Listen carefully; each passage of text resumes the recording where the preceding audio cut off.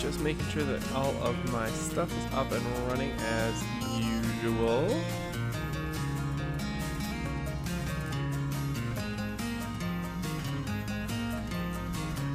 Well, that all looks correct to me.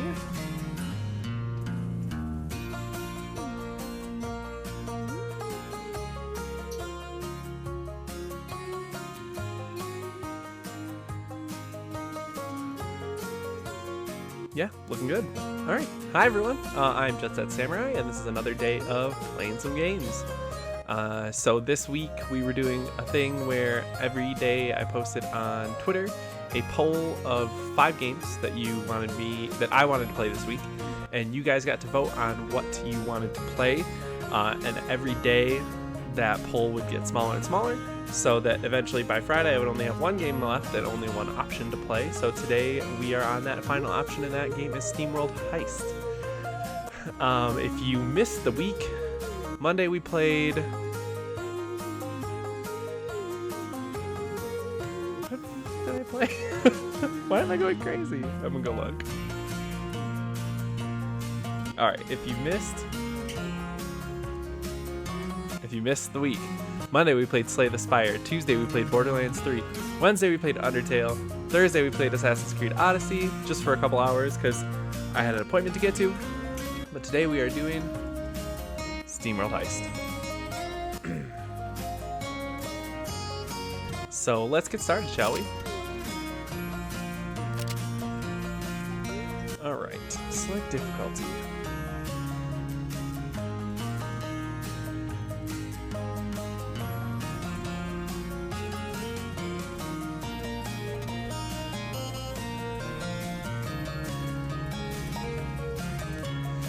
Let's go with experienced.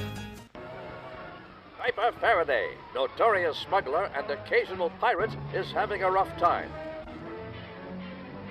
A brutal gang of thugs called Scrappers are spreading across her turf in the outskirts, stealing everything in sight. They have even been known to kidnap the locals. Their presence could draw unwanted attention from the Royal Space Force. In short, they are bad for business. Low on water, Piper and her mates have boarded a scrapper ship, aiming to relieve them of their ill-gotten cargo. And of course, it all went according to plan.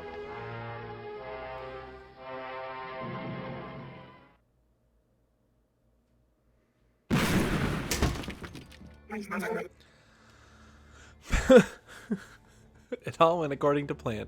First line of dialogue. Blast. This did not go according to plan.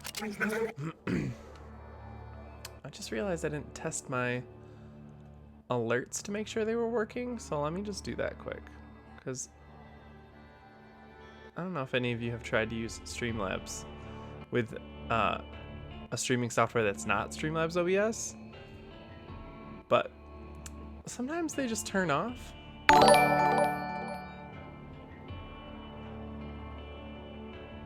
That looks good to me. Cool.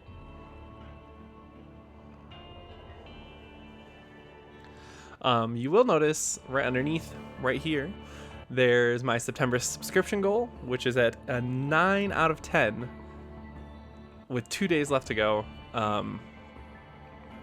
I set a goal for myself that I would get 10 subscribers by the end of September, and I've got 9 new subscribers, so I only need 1 more.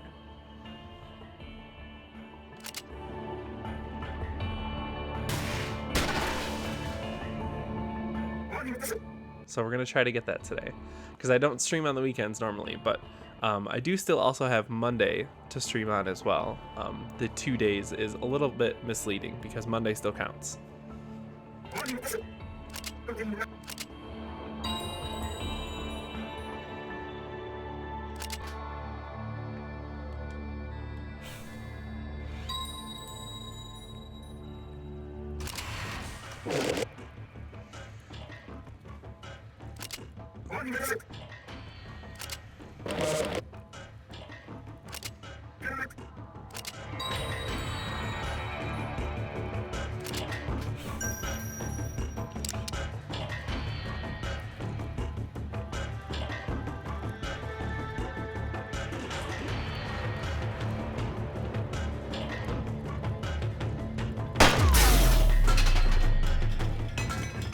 Got him.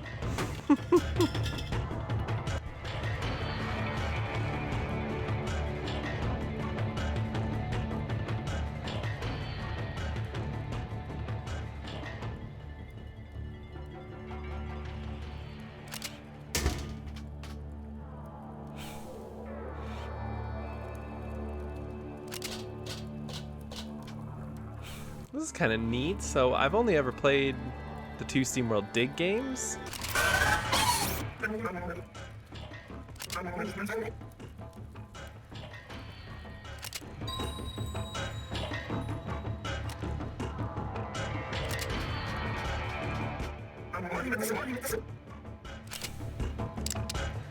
So this is kind of cool that it's like a turn-based strategy game.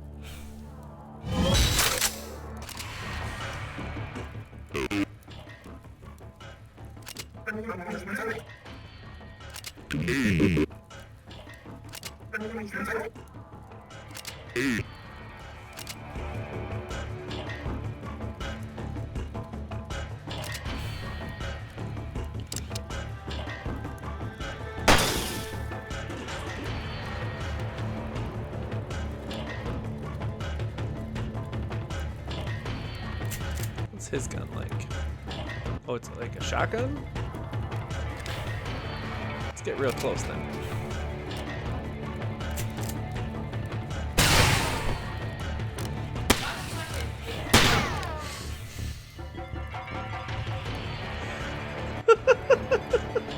Scared the shit out of me. Roommate Ben just popped out of his room screaming about Peter Parker. If you didn't hear the news, Marvel and Sony struck a new deal. And Marvel's going to be able to continue using Spider-Man as is in the Marvel Cinematic Universe, and Sony is going to be able to use him in their own, disconnected from the Marvel Cinematic Universe, Spider-Man-centric universe that they've been trying to launch forever. So it's kind of the best of both worlds. You know, people who don't like good things and want him in the only Sony movies get their wish, and people who do like good things and want him to stay in the Marvel Cinematic Universe get their wish as well. But all I know is Tom Holland's going to be a busy boy.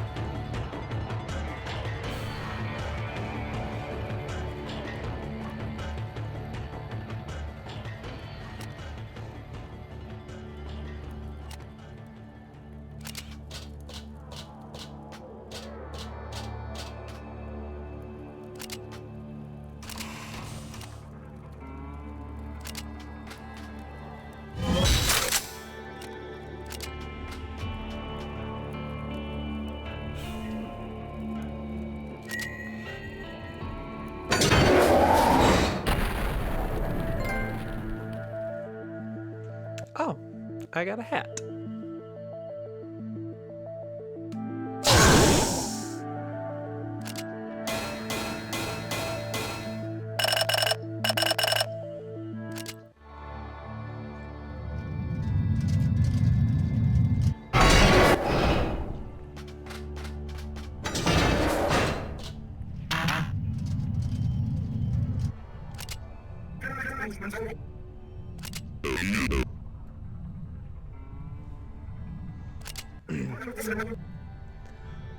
There is definitely some other news to talk about as well today while these robots are just chit-chatting.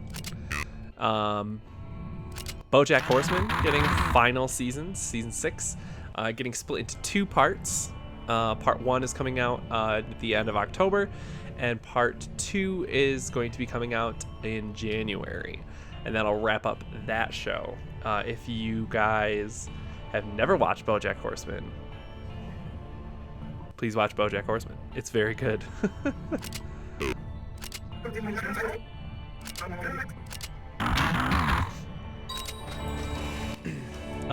Borderlands 3 is getting some character buffs.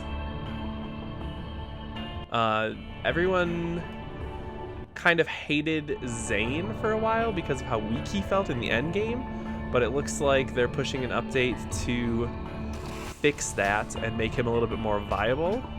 So his Digiclone and his Sentry Bot are getting damage buffs. And then Flax, super broken, like massive critical hit build is getting a nerf just to bring it down to like a normal level because it's super broken right now. Maliwan weapons are getting a buff. And I think that's it.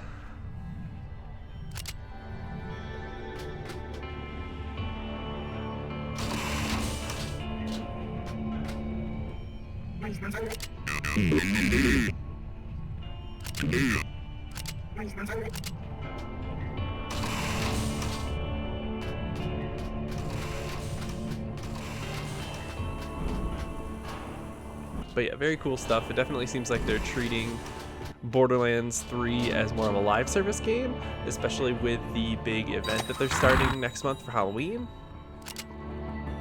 which seems very cool. There's some exclusive skins, character skins, and weapon skins that you can get during the month of October that are like Halloween themed. Very cool stuff. Alright, let's see. With nothing but Ripper-class scrappers aboard, this tiny vessel should be easy pickings, even for a small and desperate crew. Yeah, alright.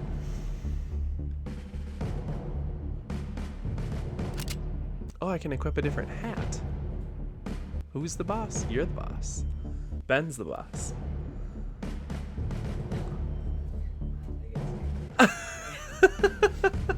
Ladies and gentlemen, Ben West. Woo! What's up, chat? I'm assuming you want to talk about this Spider-Man news that I texted you about earlier today. Well, so let's back up a second. You and everyone else texted me about while I was in my hibernation. You can tell by my beard I've been extremely ill and not been taking care of myself. It's because you're the only person I've ever met who is like excited, who was excited that Sony was the only one who's going to be able to do anything with Spider-Man, when they've proven time and time again that they're terrible at doing things with Spider-Man. So, they have proven time and time again that they can build some hype, sell some tickets, and get some villains on the fucking screen and have a good time. Whether it's a good movie or not, we don't know. What was the last good Sony Spider-Man movie? And don't say Into the Spider-Verse. Well, okay, so it was Into the Spider-Verse. Right. I didn't say the only good one. Now, I'll tell you. Okay. All of them are bad, but all of them are very good, too. No! Yes, no. Hang on. Now stop. Willem Dafoe as Green Goblin is the greatest. Okay. Spider-Man 2 is a really good movie. Okay. Just through and through. Yes. Aunt May could have been, I don't know, Marissa Tomei, but, you know, instead she was basically Stan Lee's Aunt May. Rip. Because, well, yeah, and I assume rip to the aunt as well. Yeah, because probably. She would have been older.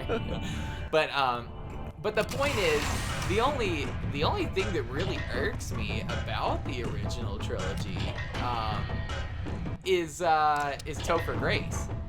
Yeah. Yeah. Otherwise, I think everything about the original trilogy, super campy as it was. You didn't say anything about Spider-Man 3. I'm talking about the trilogy. Yeah, but you didn't say anything. You said Willem Dafoe in 1 was good, 2 was a good movie, and then you just like... Okay, Spider-Man 3 is not a bad movie. Topher Grace is bad in that movie, but it is not a bad movie. I don't think it's a good movie. It's stuffed. It's too stuffed. And stuffed is kind of a thing that happens in Spider-Man movies. Like, you look at Amazing Spider-Man, which was already kind of stuffed. They wanted to remind us that, by the way, his movie was dead. It was that thing where the title of the movie told us it was amazing, so they were trying to make us think it was amazing. Right. And it was only fine. And I'll tell you, I think Andrew Garfield is a great Spider-Man. Yes, that's true. And I think that shit. What's his name? Emma Stone. No. I'm Emma Stone. No. I'm Emma Stone. Who's I'm Emma Stone. Tobey Maguire. Thank you. Tobey Maguire. He's got that chunky face that nobody likes. He's a good Peter Parker. Yeah, therefore he's a good Peter Parker, not so much a great Spider-Man. Because, you know, you gotta have a chunky face that nobody likes in order to be Peter Parker. He's right? a good Peter Parker, and I think Andrew is what I was Garfield. implying there. He's a good Peter Parker. Andrew Garfield is a good Spider-Man. I Uh-huh. feel like Tom Holland is like Hannah Montana, the best of both worlds. I don't think. Okay, so I think that. Well, so I think he's good at crying, and I think he's good at having that teenage excitement going on.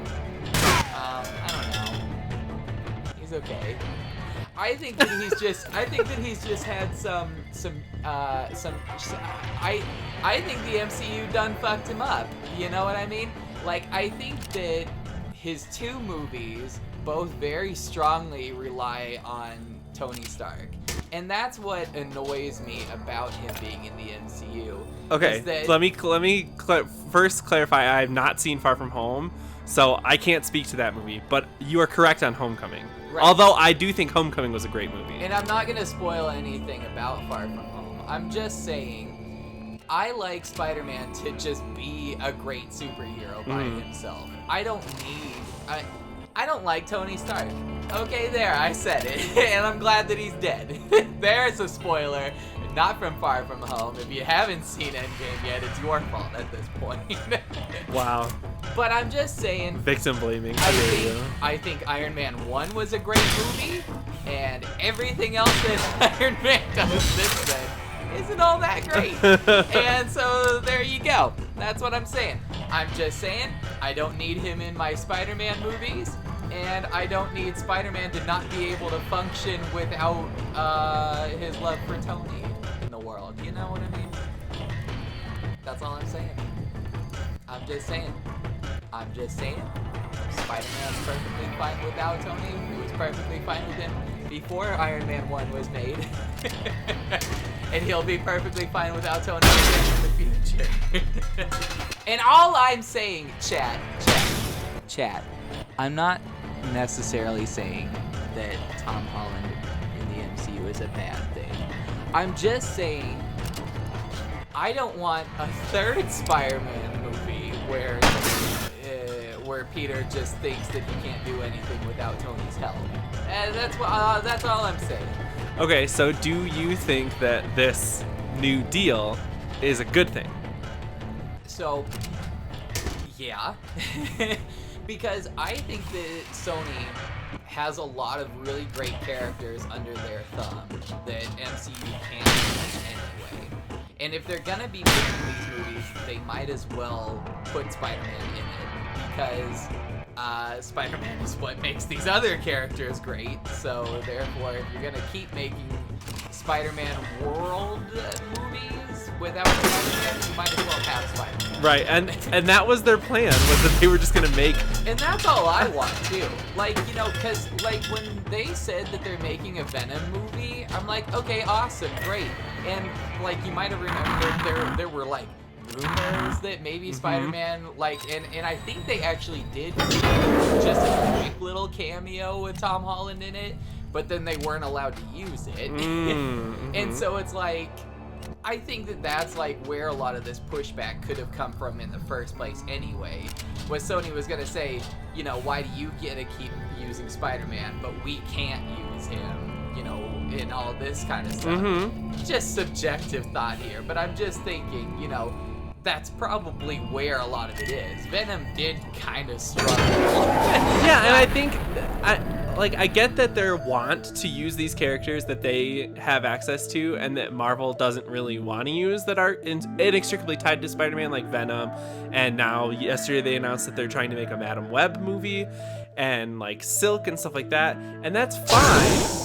But the problem with those characters is that they're so inextricably linked to Spider-Man that trying to do those things without Spider-Man kind of lessens them. Right. Like Venom without his attachment to Spider-Man just makes him like a thing, you know? It's not like imagine if they wanted to make a Spider-Gwen movie, they weren't allowed to use Peter Parker at all in it. And if you've never read the Spider-Gwen stories, chat, they're great stories, and her origin with Peter Parker is awesome. If nothing but just for the color scheme.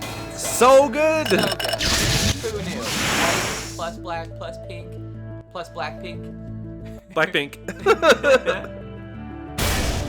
Yeah, I don't know. I think this is a good. I definitely agree with you, and I know that you and I are kind of on opposite sides of the whole where we want Spider-Man to be or where we have been in the past. Where you want Sony to have him, I want Marvel to have him.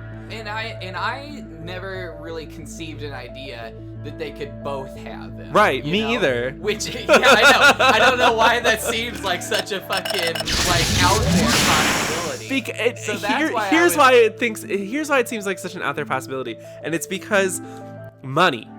Why would Sony just let Marvel use them without, you know, wanting to get paid for it? Why would Marvel just let Sony keep using their character if they've already got this deal going? And once the deal fell through, they were both trying to think of ways to get more money out of this situation. So, I mean, obviously they figured it out. Look, I don't know how they could have worked it out, but the thing is if Sony wanted like 90% of it or something like that. Yeah, it was like 80%? Yeah, something crazy like that. But I say, let's just shimmy it up like that. Anytime Sony wants to use it, it's like 80%. And anytime Marvel wants to use them, Sony gets the 80%, because then Sony makes way more money. But I don't know. I'm just saying, in itself, the way that just the rights are split up right now, horrible. I know that Sony needs Spider-Man. Yes. Because without Spider-Man, they've still got God of War. They've still got Horizon Zero Dawn. No. But We're not talking about Sony games. We're talking about Sony movies. Sure. But, I mean, if you think about it, if they sold off those rights, the game rights would kind of probably go too, you know, at least, game rights are different than movie rights, and the way that, the reason that the movie rights got so fucky with Marvel stuff for so long is because in the 90s, Marvel was going bankrupt, and so they decided to sell all their movie rights, just specifically the movie rights, to various studios to make movies off of their properties. And that was how they were going to get money back, is by selling off their movie rights. Well, then years later, 2006, 2007 hits, and they're like, ooh, we want to make an Iron Man movie, and because we have money now. And then they were like, well, we want to start incorporating all our other characters, but we can't because we sold all the rights. So that's why. But then the game rights are completely different. They're owned by a completely separate division. But either way, chat, what my point is is that in a world where Disney is absorbing everything, companies, no matter how big or how small, need to hang on to what they got. I agree with that. And the day that they sell these movie rights off, you know, who knows what kind of snow avalanche happens after this, where next thing you know, Sony could be shutting their doors. Which, by the way, how is BioWare still in business? Anthem... On a completely unrelated note. For a different day, it's got me frustrated. It's because BioWare is owned by EA. And how have they not shut up their doors yet? Madden and FIFA. Madden. They make more money on FIFA than all of their other properties combined. Combined. You want that nude skin for Ronaldo? That's not what. $15.99. But damn it if they don't make $15.99 times 10 million. Yep. Whatever that is. Anyway, I guess my point is, we have been at opposite ends on this whole Spider-Man because there just wasn't a possibility that both studios could use Spider-Man. Yes. And that's the biggest thing that upsets me most about any of this, is that I don't care how shitty these movies can get. Even from right now, they can get pretty shitty. Yeah. We can all admit that we saw Iron Man 2 and 3 and Avengers 2 and Avengers 3 too, to be fair. No, I like Avengers 3. It can't have been that great though. Bubble guns, let's fucking melt some people. What are you talking about? Bubble guns. What are you talking about? You know what I'm talking about. The chat knows what I'm talking about. When Thanos is using the Reality Stone to shoot bubble guns. To make them shoot bubble guns. Mm-hmm. Anyway. Why is the bubble guns the thing that you are hanging up on? I got hung up on it, okay? Sorry, Harley. I was trying to scoot you. Anyway, these movies can get shitty, but the point is, I want to keep the same Spider-Man and the same consistent storyline going on, no matter how this goes. Like, I'm tired of switching faces. We switched 3 faces in 5 years, and, you know, it's, that's the thing that mattered most to me.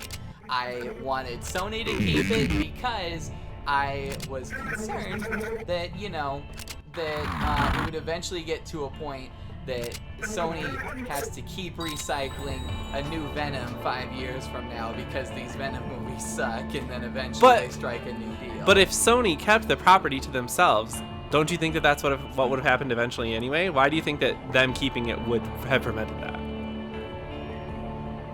Because the MCU has set up a solid Spider-Man storyline that Sony can build upon, instead of Sony just kind of winging it out into the universe, and then as soon as the story gets kind of crazy and they don't know what to do from here, let's just reboot it and start a new origin story. Right. And so that's what I was saying, is that I felt like it was a good thing for Sony to have them because this was an established character that hasn't gotten too fucking crazy into the storyline. It was a nice pace, and they could see that this is what people wanted, and they were like, okay, so they like a nice pace. Let's not throw 3 fucking villains into the next movie. Yep. And as a side note, they're probably gonna do that. So yeah, they're probably gonna have 6 villains in the next one. See, here's the thing that I fear with Sony, because they don't have, and this is the thing that DC did as well. And forgive me if anybody out there is a DC EU fanboy, but I don't think those exist right now. So, the thing with chat, to clarify, I am 100% DC over Marvel. No. Except that these movies are terrible. Yes. And okay. Robert Pattinson needs to save us. Yes, that's please, Robert Pattinson. When I say DC EU, I'm specifically referring to the movies. Oh, I know. I just want chat to know where I stand on all of this. That I don't like much of anything Marvel except for Spider-Man. So he's already biased. So I'm already kind of biased. I already didn't like Iron Man in the first place, let alone he starts interfering with my Spider-Man. So, my fear is that Sony's gonna do, and it seems like with the way they're talking that they're already thinking of doing it, the thing that DC did, where they're trying to get to where Marvel is now too fast. So they're trying to get to the Avengers movie before doing a year of Iron Man, a year of Captain America, a year of Thor, and setting everything up first, taking the time to set everything up. This is what DC did with Justice League when they were like, we had made Man of Steel, and now Man of Steel 2 is Batman v Superman, the law case of the century, and then also Wonder Woman's there, and then the next movie is Justice League. And there's not, like, Wonder Woman didn't get her own movie until after that, and Batfleck didn't get his own movie at all. And he should have. And he should have. He should have got his own trilogy. So they were trying to get to where Marvel is now too fast. And so that's my fear is what Sony's going to try to do, because they've already said, hey, we're making a Silver Sable and Black Cat team-up movie. We're making a Venom 2. We're making a Madam Web movie. We're doing a Carnage movie now, apparently. And, like, they're trying to do all of these things to get to where Marvel is now, but they're going to do them too fast, and they're going to fuck them up. They're not going to have one roadmap that connects all these dots in a logical way, so it's going to get either too convoluted to get to that point, or it's going to feel really rushed, and all the movies along the way are going to feel mediocre. I understand, and to an extent I agree. I think one thing that Sony does right is that they have a lot of very ambitious Spider-Man fans who know the whole story and they just want to tell it. And that seems to be something that the passion is clearly there in all these movies, and it's also kind of what fucks it up most of the time. Yeah. Like Amazing Spider-Man 2. In its own end of things, did a lot of things great. I think that Dane DeHaan was amazing as Harry, except that they already done fucked up that whole thing all in one movie. Yeah, well, they did the whole thing where they were like, Peter's parents were spies or something, and like that was a storyline that happened in the comics that no one liked, so they retconned it out of existence. And then the movies are trying to do it, and it's like, wait, but nobody liked that in the first time that Marvel tried to do it themselves. Why are you trying to do it now? You know, I like the idea of Sony going ahead and doing all of these villain movies. That way, when they throw the villain into the actual Spider-Man movie, it's not like they have to spend half the movie explaining this villain's origin. Yes. Because that's kind of the problem, too, is that they get a lot of backlash for not telling enough backstory on their villains. Yep. So let's go ahead and just dedicate whole movies to these villains. And then when they actually show up in our Spider-Man movies, we don't really have to touch on that as much. Is what I think the perspective there is. And that I'm totally cool with. It's just that those movies also have to be good. Right. And those villains have to be compelling for us to care about them. Like, you can make as many movies as you want to get the characters established enough to get them into a team-up movie. But if nobody cares about those characters or likes those characters, then what's the point? There's no resolution or payout for the audience for that. I think that to an extent, something that Sony does wrong that maybe Marvel does right is Marvel's kind of a bunch of control freaks with exactly how you have to handle your characters and stuff.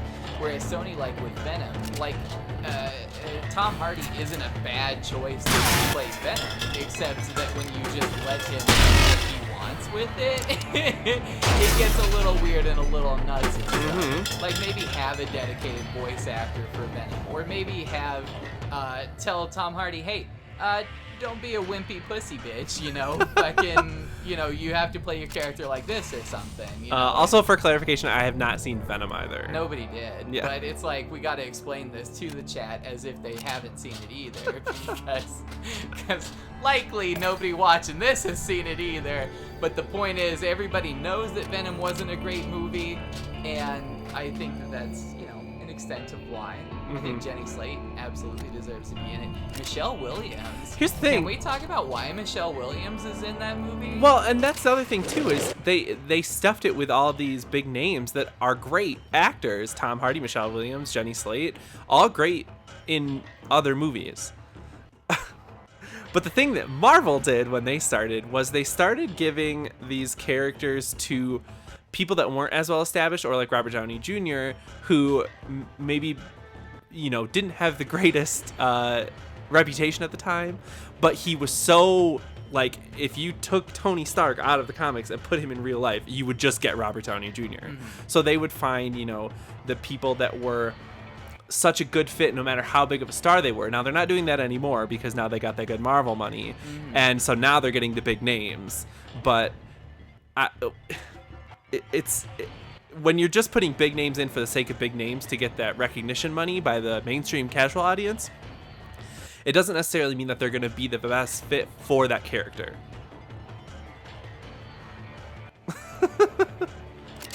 Like Tom Holland. Nobody'd ever heard of him in their Yeah. goddamn lives And before the he's- day that he was announced. And he's my favorite Spider-Man so far. Yeah.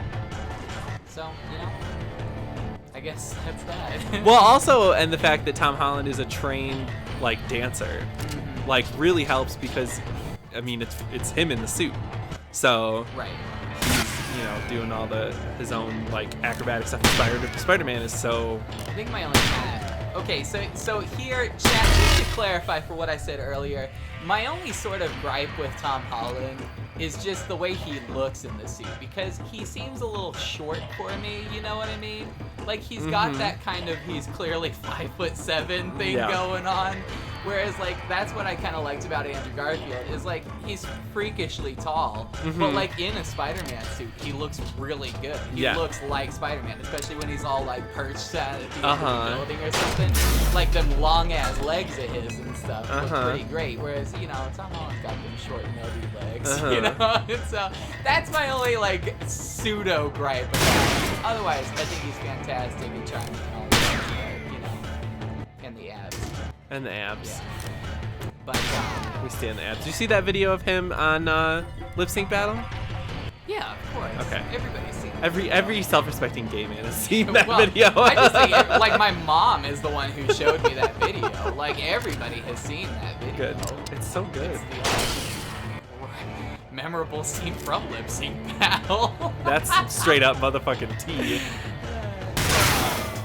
Oh, speaking sort of on that, you see Kel Mitchell on Dancing with the Stars? No. What's he been doing these 20 years? Drinking orange soda. I guess. Did you see Karama from Karama?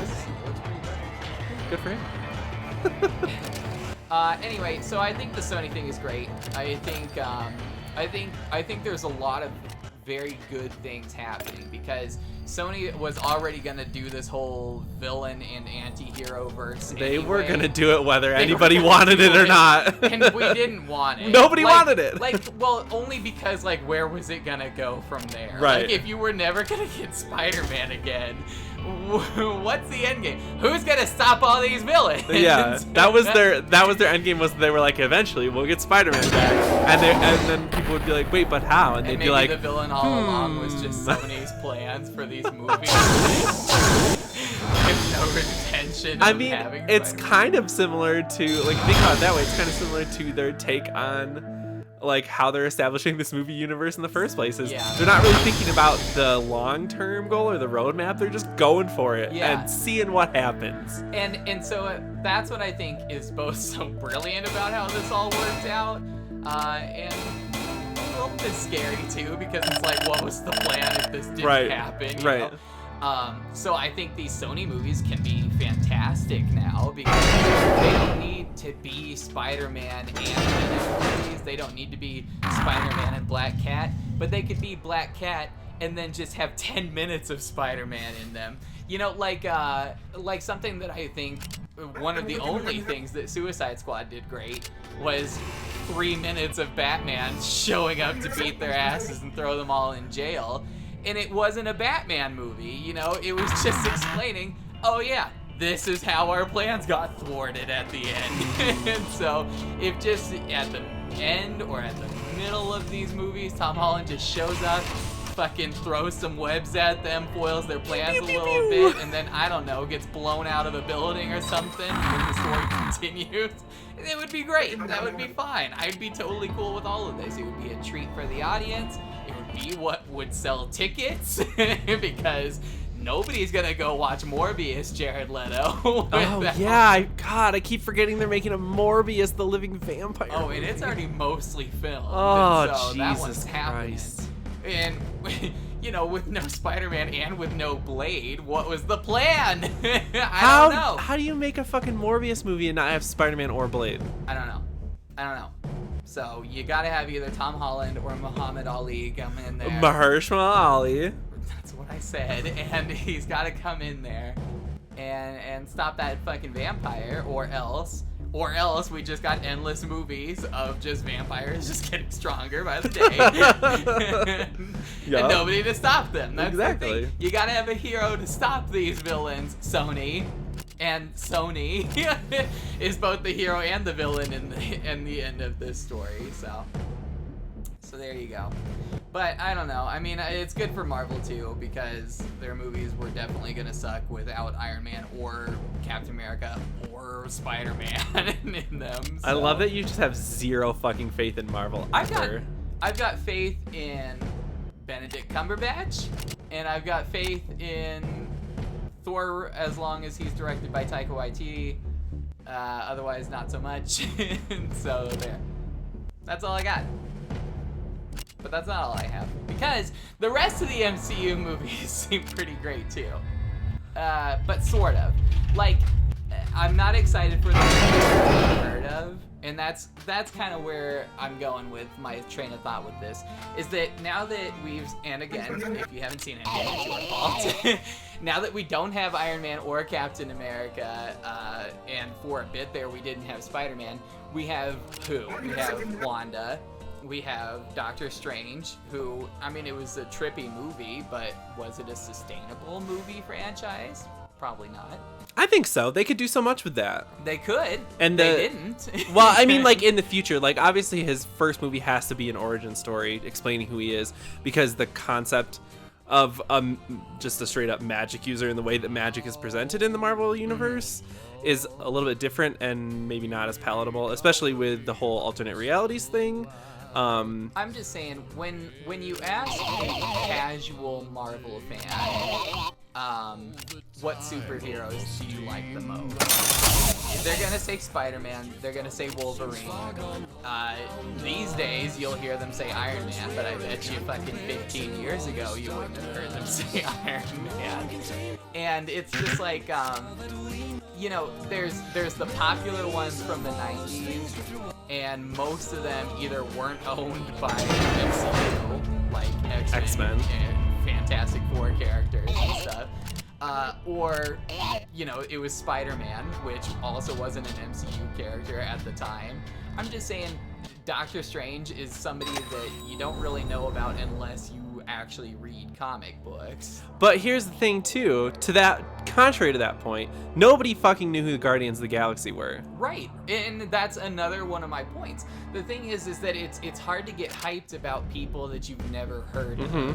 And when they show you like the Marvel Phase 4 roster, it was a lot of stuff. Like, I'm not a Marvel comics reader. I do read DC comics, I don't read Marvel comics. And it's like, I've never heard of the Eternals. I'd never. Oh, to be fair, nobody's fucking heard of the Eternals. No. I'm a Marvel Comics guy, and I don't even give a fuck about the Eternals. And while I can appreciate Angelina Jolie, she hasn't necessarily been like at like peak stardom lately. Maleficent. Like, I don't really see her as like a hype actress as much these days. She's a big name, but yeah, she's a big name, but it's like, oh, and they got that girl from that horror movie we watched at your wedding. I mean, we didn't watch the horror movie at your wedding, but I was gonna say what? But remember on Hulu, she was in that.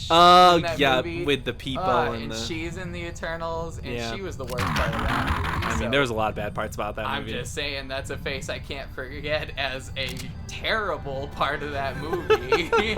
And now she's gonna be one of the main faces of the Eternals, and I'm just like, I don't know. But you know what? Richard Madden. Yeah, it's got Kumail Nanjiani. old big dick Richard Madden over here, and I do like Kumail Nanjiani. Yeah, 'cause he's amazing, but I'm just saying, I've still never heard of the Eternals. I've Nobody never has. heard of Shang-Chi, is it? Yeah, that's another one that's a weird Never heard weird of it. one that nobody really was like, wait, why? Why And did I they make don't- Shang-Chi? And I don't like Vision, and so WandaVision, and I didn't like Wanda until Endgame. Like her 1 minute badass scene in Endgame really changed my opinion about her. You took everything away from me. And he And says, I I don't even know who you are. Typical fan base at a Justin Bieber concert. I know that you don't like Vision, but I have. Tom King did a really good run on the Vision a couple years ago, and I have them all, and you should read them. It's only 12 issues, and it's really, really fucking good. I guess it's sort of a gripe of mine, and that's kind of my end point from all of this, is that I hear from a lot of people how great these characters can be in the comics. So why is it that in the MCU, everybody seems to get really dumbed down on how awesome they are? It's because Like, Marvel's scared to go full crazy like I the know. comics are. But that's my thing. I Like, know. Sony's not afraid to go full crazy. It's just going full crazy also isn't always a great movie. Yes. So, but, the action scenes in the Spider-Man movies are profoundly better than the action scenes in the Spider-Man Marvel movies because they're just not afraid to go fucking ape shit. There'll be those slow motion scenes where 9 different things are coming at him and he's just throwing webs at everything. That shit doesn't happen in the Marvel movies. In the Marvel movies, he just kind of like gets bopped on the head and says a couple funny lines and then keeps on running and stuff. And I don't need my movies to be funny all the time. Yeah, that's like pretty common complaint with Marvel stuff is that they put a lot of humor in everything, and people are like, well, maybe sometimes that's just not appropriate. It's like, to me, it's like the Harry Potter movies. They're corny and goofy for the first few of them. And then they got But as the audience gets older, the movies get more mature, and they get fucking apeshit crazy, and then they become just like mythology, Yeah. with how good they are. And that's my problem with the MCU, is that it feels like they're just never gonna grow past our audience is a bunch of kids phase. Yeah. Because it caters to kids a lot, and that's fine. I like that kids have these ample superheroes to look up to. But at which point are we gonna just go there? Like in Amazing Spider-Man 2, and again, this is your fault if you haven't seen it, but No.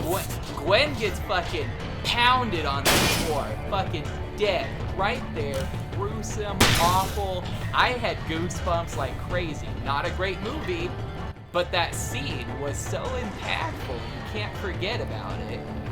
And the thing is that MCU doesn't do that, If somebody dies, somebody else cracks a joke right after that, and we're all laughing again or something. And it's like, when can we just, except for Tony, I guess, but then we spend a whole 2 or 3 movies after that, crying over Tony. And it's like, we don't have to keep crying. I just feel like the emotions are always trying to skew you toward happiness in these movies. And I like the little bit of bleakness every now and then. I don't need full-on DCEU where everything's bleak. and everyone's just a murder monster. Except for Arthur Curry going, yeah, man.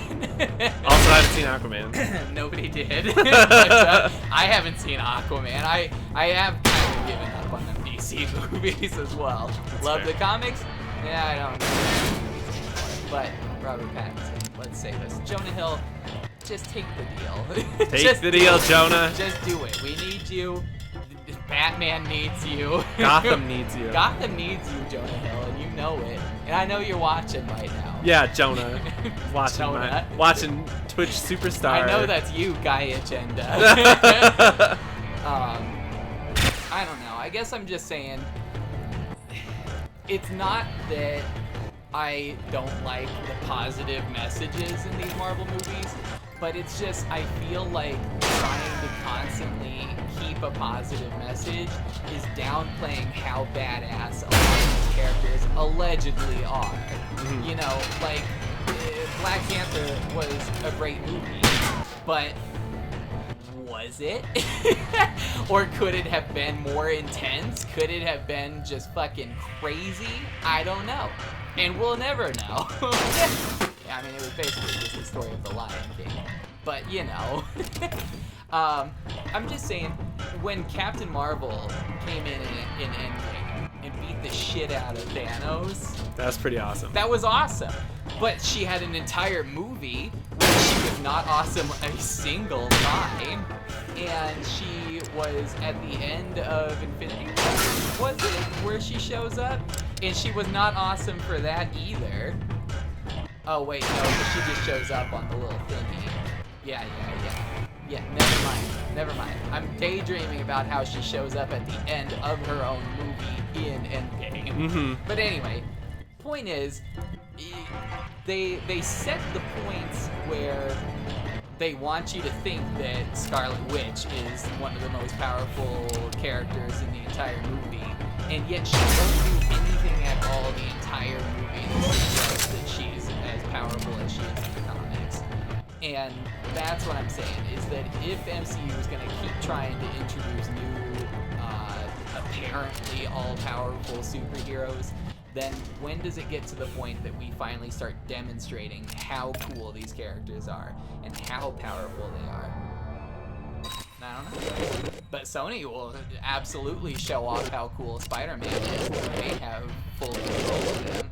They may not be the best at telling that story, but they at least show you that Spider-Man is super powerful and quick and good with the webs and 7 or 8 villains all at one time, whether we wanted it or not. We stepped into the war with the Cabal. Oh, Cabal on Mars. Yeah. Well, too, I think you're conflating with the responsibilities of the studio with the responsibilities of the director as well. Sure. Because the Russo brothers did make Captain Marvel and Scarlet Witch look like fucking badasses. And Captain America in Winter Soldier. Yeah, sure, great, yeah. And that's true too. You know, I forget about that. Because that's the only good Captain America movie. Let's just throw that Get the out there. fuck out. The Captain America movies are the best parts of the MCU. How dare you? I'm just saying, it seems to be pretty much only when the Russo brothers are directing. They're really good directors. And who is the one other one that did and Taika Waititi. Yeah. If these are the only 2 people who are gonna go there with these characters and demonstrate how cool these characters are, like Thor was a fucking loser bitch until Taika Waititi took over and made him short hair, made him interesting to watch with his like dialogue and everything, and then just the cool fucking like the lightning coming down with like the Immigrant song by Led Zeppelin playing, amazing. Point is, if you watch Thor 1 and 2 and Avengers 1 and 2, you think Thor is a pretty lame character who is not nearly as powerful as he is. And this is the same thing where they say that he's powerful and all, but is he? We don't know because he never does anything. And that's my point. If it's all down to just these directors to go from here, then what's the point of having all-powerful characters keep introducing into these movies if we're not going to actually use them for what they do? Counterpoint. Okay, hit me with it. If we show how that these characters are all powerful and just amazing and everything right off the bat, there's no upward movement for them. I agree. So stop introducing all of them and just make the ones that you got more But see, interesting. that's kind of what they're doing, and that's like to your point about Taika Waititi doing the only good Thor movie is they had to have 2 Thor movies where he started off. Thor already starts off as a pretty powerful character. He's got Mjolnir, he can fly with it, and he can shoot lightning and shit. But then Thor 2 it escalated his power just a little bit more, and then Thor 3 really blew it out. And then in Endgame, he was able to go basically one-on-one with Thanos in the end fight sequence. And then same thing with Captain America. We have to show their rise to those powers. They have to take their time establishing where they came from to show how they got to where they are now. But also, if they start off so powerful and so amazing in the first movie, there's nowhere to go upwards from there. Then every movie is just going to be them doing the same things. All right, let me ask you this. Mm-hmm. Let's divulge or diverge away from with the current topic at hand and take something slightly different. Uh-huh. Is it how terrible I'm fucking doing at this game? Because it's bad. What, is this Worms Armageddon? No. Oh, wow. You can buy more gems to revive. No, it's just regular currency. Oh, I see. And no, and it's not that you buy them to revive. It just I lost half my money by losing that battle. Who's in the chat? How's No it one. going today? No one. Oh, I see. Well, so let me ask you this. Who's your top pick for the next big bad boss? In Marvel movies? You can pick anybody you want. Kang the Conqueror. Alright, tell me who that is. So Kang the Conqueror does a lot of time travel. Okay. His whole thing is he can like go bounce between any. He's from the future, and he can bounce back into other timelines and fuck shit up back there. He's pretty so he can make himself more powerful just by going back and changing things, or he can make you weaker by going back and like killing your parents, so you never existed in the first place. Wow. That would make me pretty weak. Yeah, he's pretty cool. It's hard to do that for more than one movies. I don't think they can stretch that out as far as they stretched out Thanos, but he could be a cool make the next Avengers movie about him, where he's the big bad in the next big team up movie. I think. What would your ideal team up be at this point? Let's say it's Kang the Conqueror. Okay. What superheroes in the MCU? Yeah, they have to already be in the MCU? No. Okay. But the potential that they could be in the MCU? Right, yes. Okay. Kang the Conqueror. And let's say you can have up to 7. Okay. Because our budget isn't that high. Yeah, it's low. For an Avengers movie, yeah. Because we don't have Spider-Man Tony or This is a low budget Avengers movie. So for Kang the Conqueror, let's see, Black Panther, because he's super smart. And who is Kang's typical? Okay. Well, here's the thing. Kang doesn't really have a typical guy that he goes. He's not like a villain for a specific character. Okay. He's more like a Thanos style thing where he's a big villain that comes around every now and then. So is he in team up books. traditionally an Avengers boss? Yeah. Okay. So Black Panther, because he would be able to use the resources in Wakanda. Okay. To get technology to maybe figure out a way to trap him in a certain time period or go follow him to a certain time period. Okay. What are you doing? I'm listening. Oh, okay. I thought you were looking something up. No. Black Panther, Scarlet Witch, and here's why Scarlet Witch. Let me circle back around to that one in a second. Wiccan and Hulkling.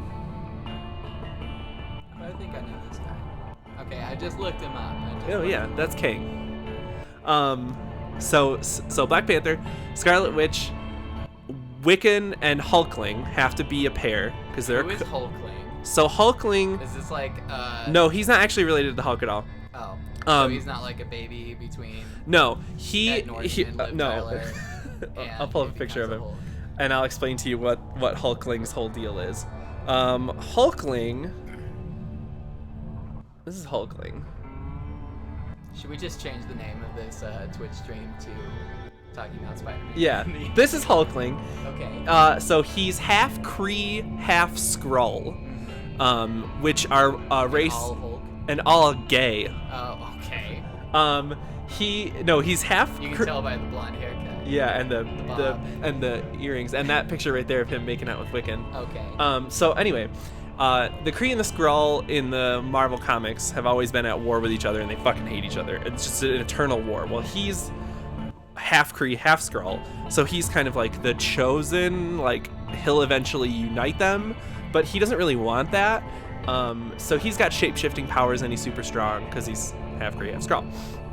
And then Wiccan is Scarlet Witch's son from an alternate timeline, because X-Men is weird.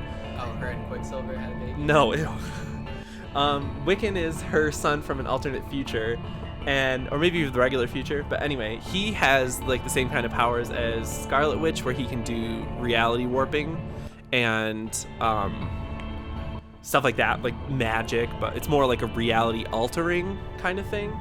And the thing about Wiccan is he is actually one of the potentials of him in the future is that he becomes Kang the Conqueror.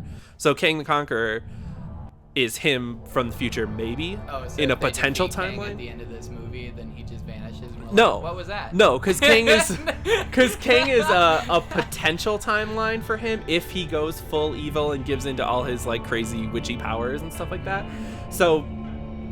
So if we have Kang, we have to have Wiccan, because I feel like that's just a really cool storyline that they could tell. If we have Wiccan, we have to have Hulkling because they're a couple.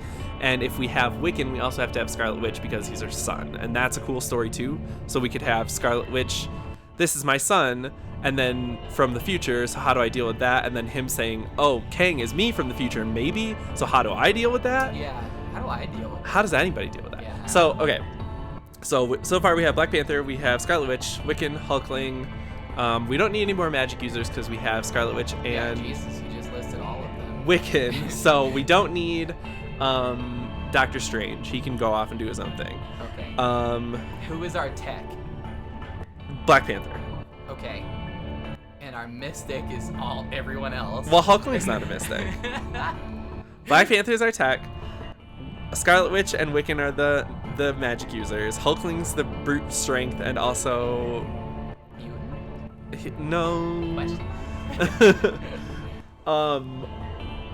Well, he has to be there because him and Wiccan are a couple. Okay, so is there he's a just cosmic?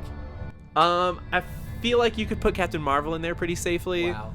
I know you don't Seems like a pretty quick fight. I know you don't like Captain Marvel. No, I like her now thanks to Endgame. I don't like her thanks to her own actual movie. And that's, again, my problem with this MCU stuff. But actually, that's a problem with Marvel Comics as well, is that ever since she became Captain Marvel and like upgraded from being Miss Marvel back in the early 2000s, nobody really knows how to write her anymore because she's so powerful that it's the Superman conundrum. It's the Superman conundrum. Where you're like... It's why nobody likes Superman, except for people who do like Superman, but those are also the people who...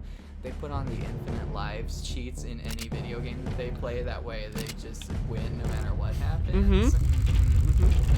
Okay, so we have 5 people. Black Panther, Wiccan, Hulkling, Scarlet Witch. No, we have 4 people.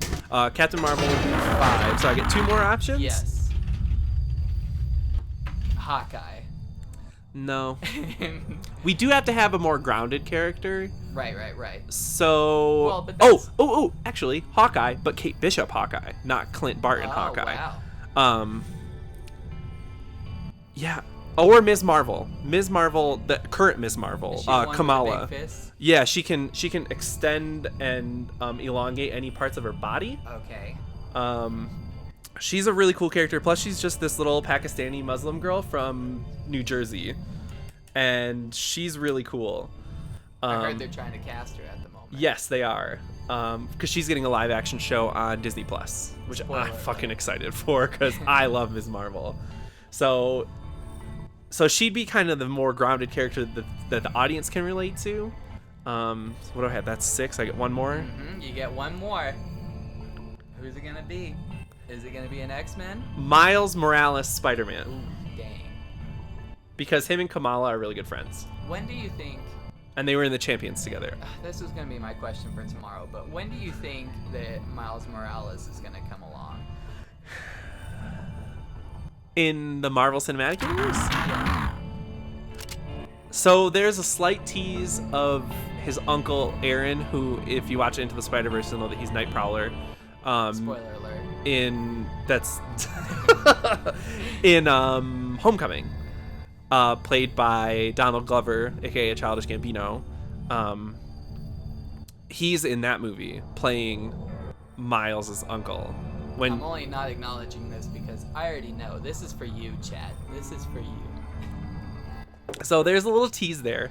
I think maybe once they get a little bit more comfortable. Okay, see, here's the thing. I haven't seen Far From Home, so I don't know what's going on with Spider-Man right now. That exactly? I don't thought know. you were a fan. I am. I'm a huge fan, but A huge fan. yeah, it just. Huge fan would have bought IMAX tickets.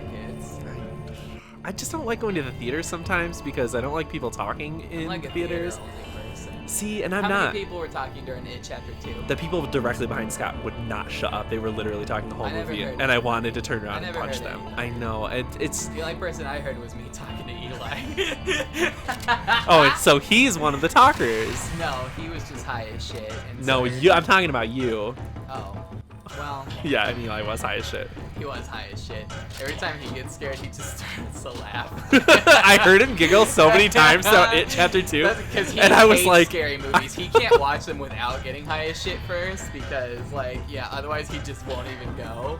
to be This was only the second scary movie he's like ever seen. And the first one was It the Chapter first one, 1. Yeah. To clarify, when we talk about getting high as shit, we live in Colorado, so it's legal here. Yeah, and we didn't inhale.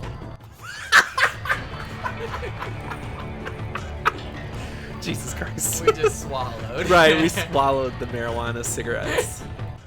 We would just roll them up and just Oh. swallow it down with cotton. Let that paper manifest itself. Ooh, manifest destiny. So there's a game I want to check out. Okay, what is it? It's called Residence of Fate. Oh, I bought that the day it came out on the PS3. Yeah, me too. Okay. And I played it back in the day. Well, I was still a 360 kind of guy. I back think I then. actually still have the strategy guide for it somewhere around here, maybe down there. Yeah, no fucking shit. I bet you. Shut the fuck up. Is our room really that Chat, cluttered? there is so many strategy guides in this room. Just down And for there. what? We already beat the game. Just down there. What strategy do we need? I like those books. I like getting the art of books. Oh yeah, I love a good art I book. love those. Art books are. There's a I saw the other day at some place. I think I was at Barnes and Noble, and they had the art of Borderlands 3, and I actually kind of wanted to get it, but I'm on a budget right I would have now. approved that purchase as your mother. Until potentially October 1st, maybe the 30th. Maybe more. Maybe November 1st, I don't know. I'm on a budget, chat. But you know what? If you like and subscribe and maybe donate, we got a Patreon link in the bio. We don't have a Patreon. Patreon. But you know what? Your subscription is really good. Appreciate it. Yeah. Maybe then I'll be able to get art of Borderlands 3. Yeah, and there's tiered rewards too. Like if you donate $5, I'll send a threatening message to your family. Okay. If you donate $10, Ben will come to your house and punch you in the mouth.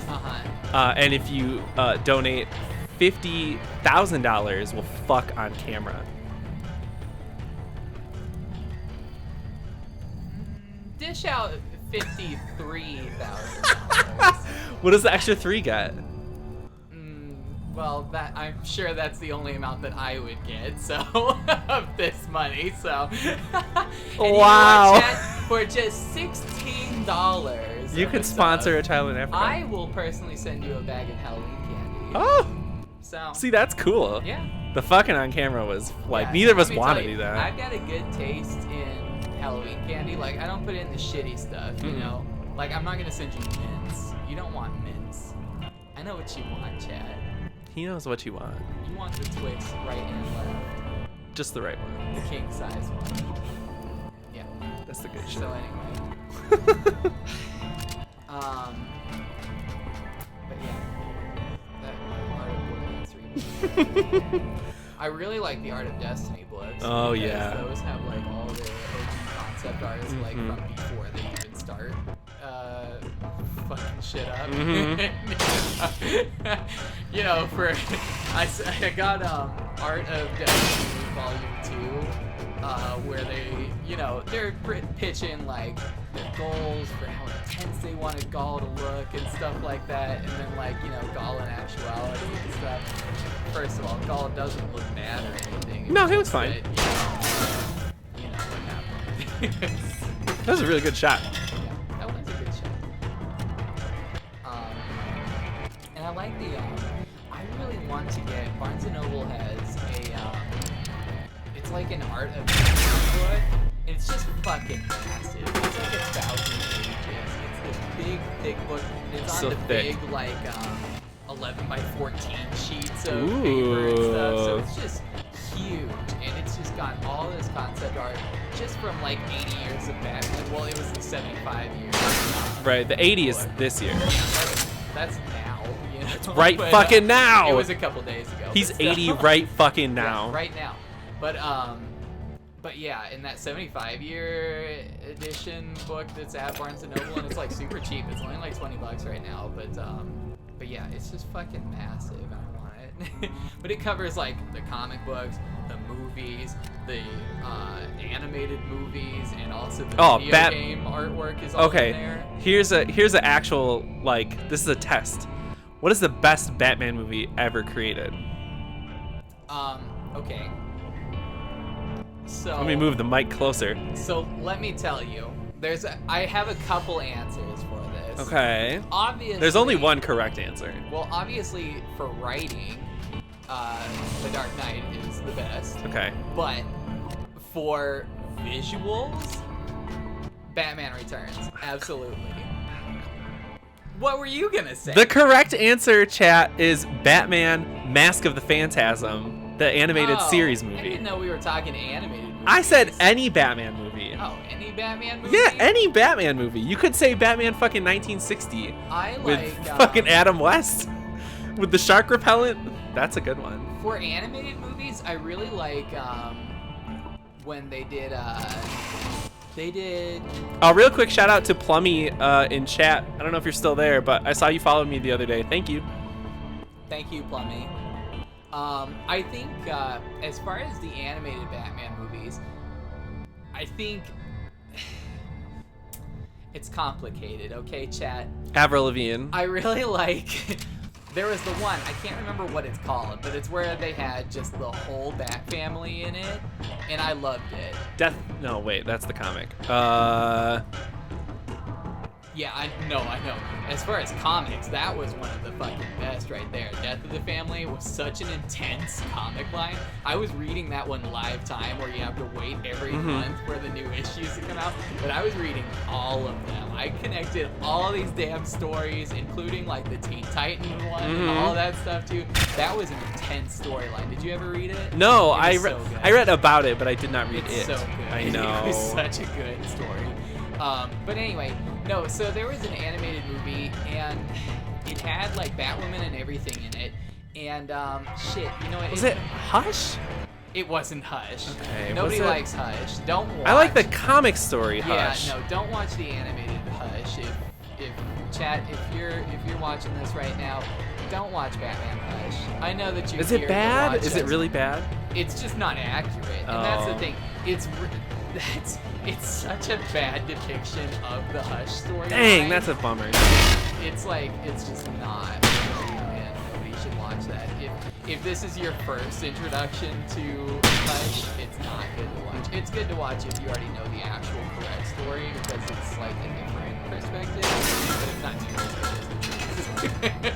too The truth. Just read the actual Hush comic. You know what? I really want I really want this Robert Pattinson movie To be good. well, Me too. to be kind of in the style of The Long Halloween. Okay.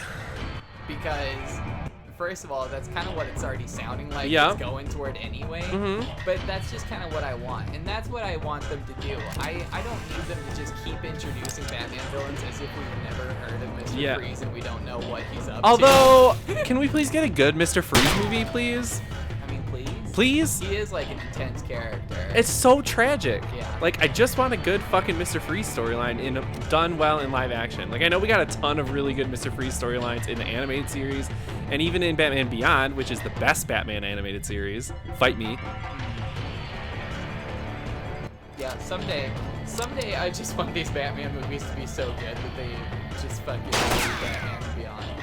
And Oh god, Terry McGinnis is such a good can Batman. we please just go ahead and have Michael Keaton as older Bruce Wayne, and Yes! just have like a young fucking Batman Beyond. Okay, what's your dream casting for Terry McGinnis? Right now. I know it's not gonna If happen I had to anytime soon, choose but like right now, currently, what's your dream casting today, for Terry right McGinnis? now, Yeah. I would absolutely say Zac Efron. I'm there. I said He's it. too old. He's not so old. No, he's too old for the character, is what I mean. We need someone younger.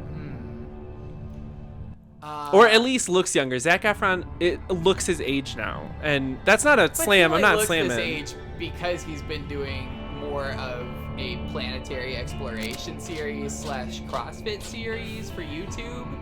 Not because he wants to look his age. Right. I'm not, like I said, it's because he's doing the Bear Grylls shit. it's not right a now. bad thing. I'm just saying, like, we need someone who can look like Tom Holland looks super young, so he can play that high school age Peter Parker. Okay, let me think about this. Okay, you know what? To be honest, I would say they go the Tom Holland route. Not saying choose Tom Holland. I'm saying they go the route where they choose somebody who's passionate about it and who nobody's ever heard of. That's but the correct is- answer. Choose a nobody. Yeah, choose a nobody is the real honest answer. Because if you're gonna really introduce like a new genuine Batman person to be the new Batman, but like, you know, literally a new Batman, as in not Bruce Wayne, like such as Terry McGinnis. Terry McGinnis.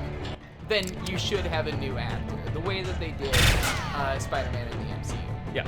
was to just have a new actor to be a new character. So that would be my answer to that, and I think that absolutely they should have Michael Keaton play him because he's at the right age at this point, and he has been Batman fucking 30 years ago. So that's the correct answer. I agree with that. Great. Good. And I just love this renaissance of Michael Keaton going on. Like, Yeah, they need to, you know what they need to remake? Multiplicity. I'm just kidding. Don't ever remake Multiplicity. That movie sucks.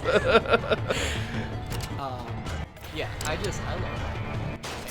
I love Birdman, so good. Birdman, so good. The Founder, so good. Didn't watch it.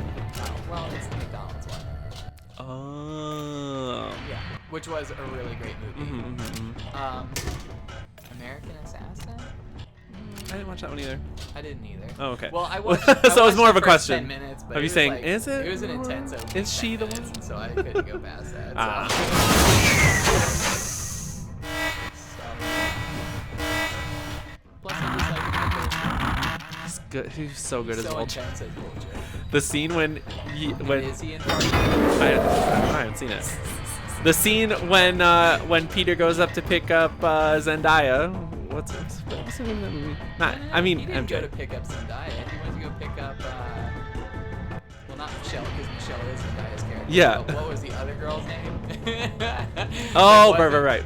Right, but you know, the other mixed character, we all know that Peter knows what kind of woman he's looking for.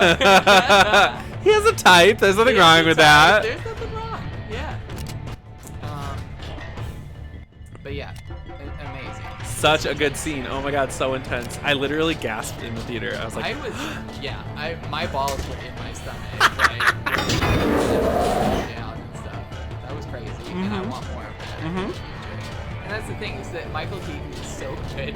Like, he's never been an attractive actor, but he's so good. He's such a good as actor. an actor. yes.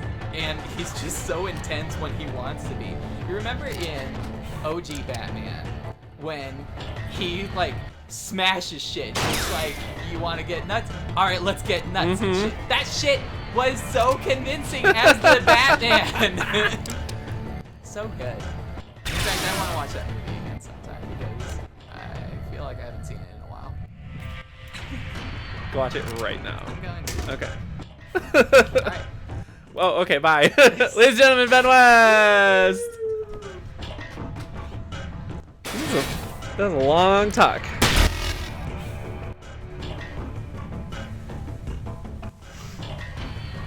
Let me get my microphone all situated back again.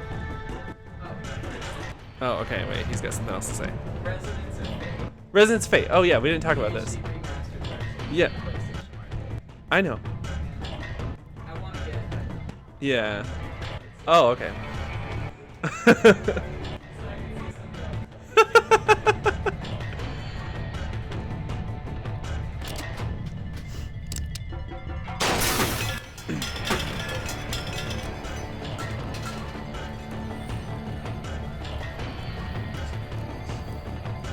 Oh, you don't want to keep it in there?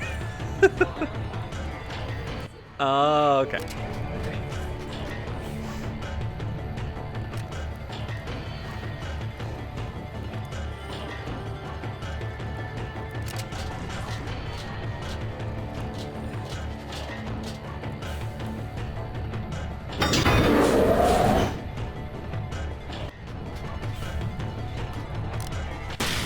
Right now?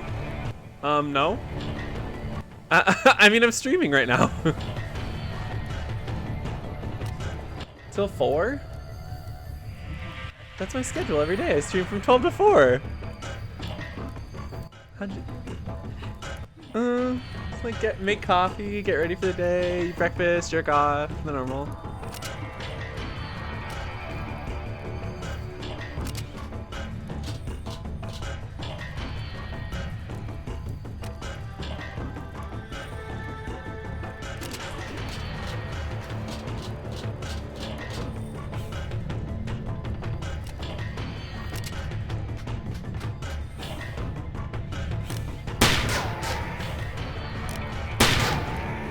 Ha! Yeah, missed.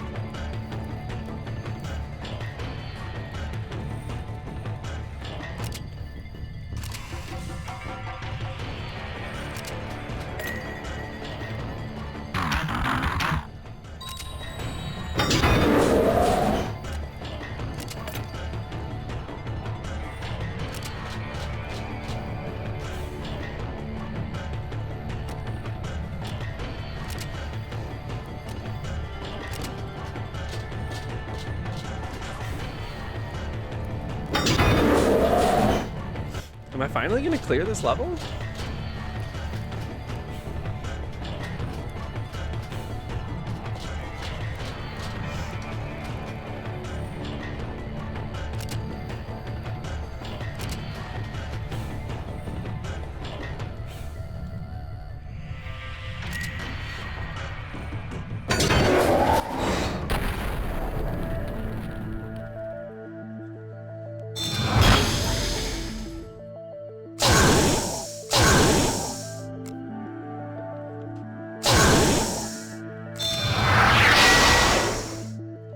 Ooh.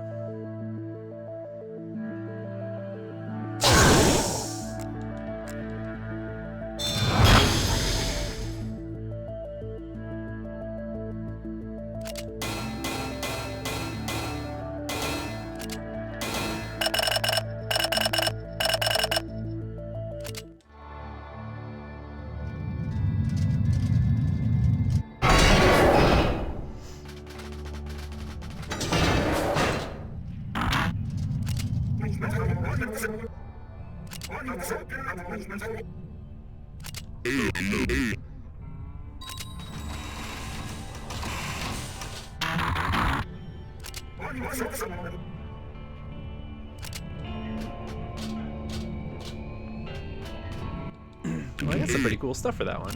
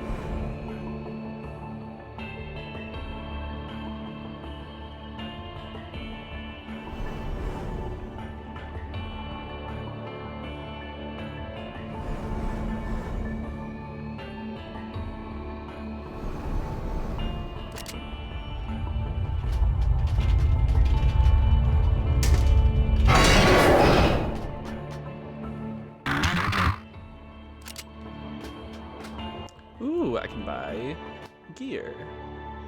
Too bad I lost a ton of money.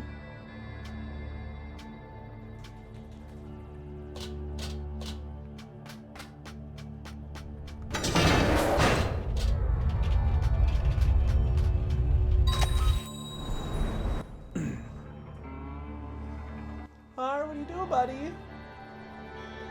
What are you doing? Oh, good boy.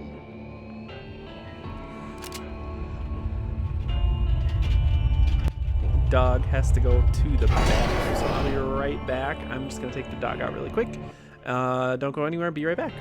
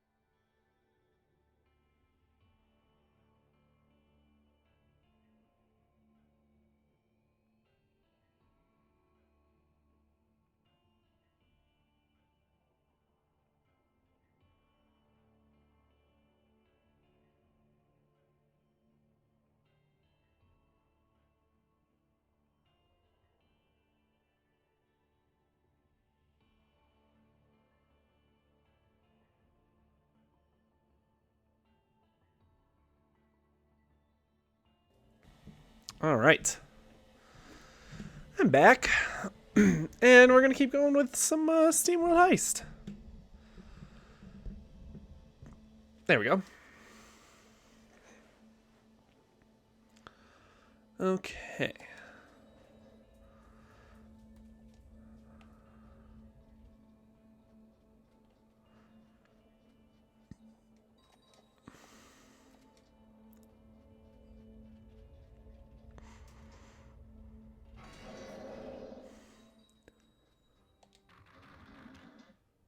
So you're back.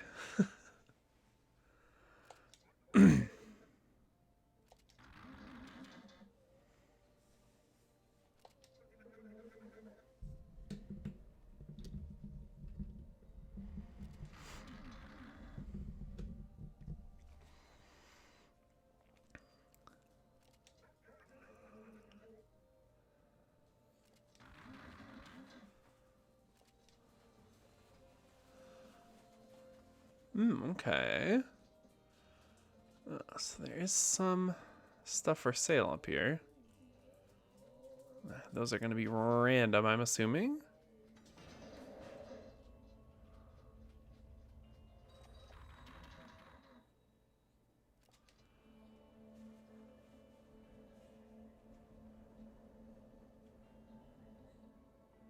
Wuthering Heights, a large ship with lots of ladders. Relieve it of swag and thin out the scrapper herd while at it. The mining bots in the colony are bound to appreciate it. Take care of the escape pod, maybe far off once the objective is reached. All right.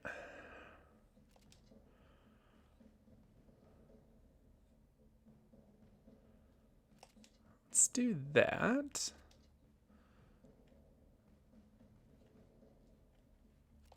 Put the poof ball hat on.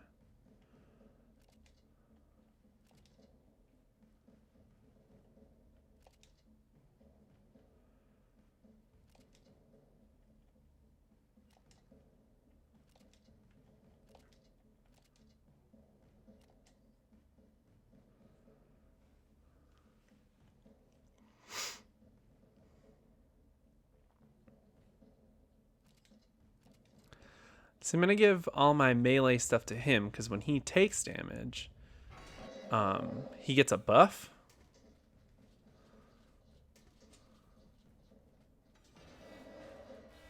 Uh-oh.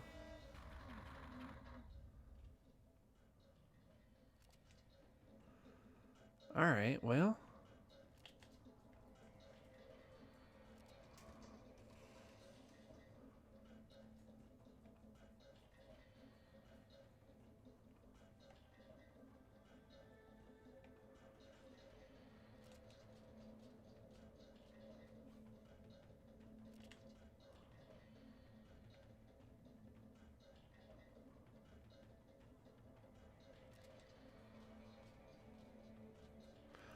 It might have been a bad move, but we'll see about it.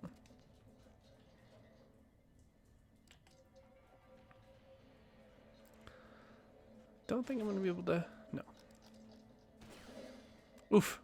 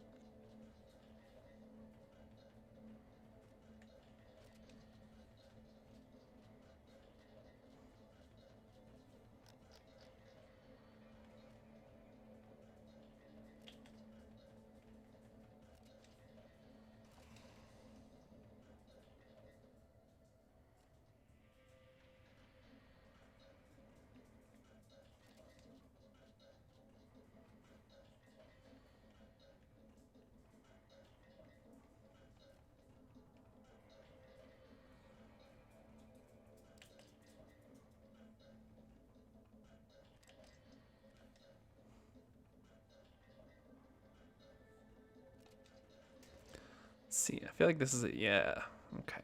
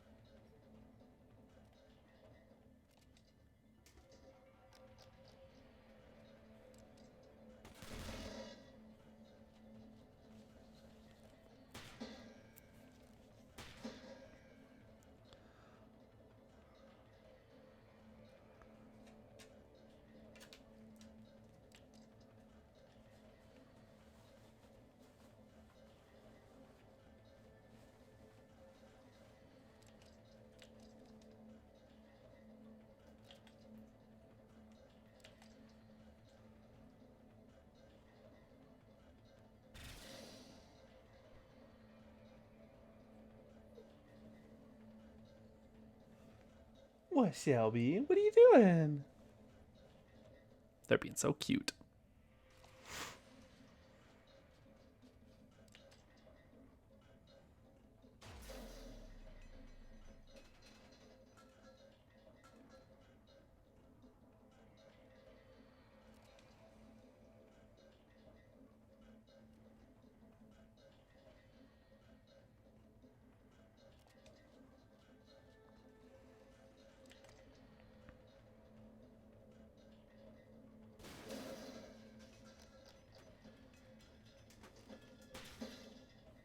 Tarnation.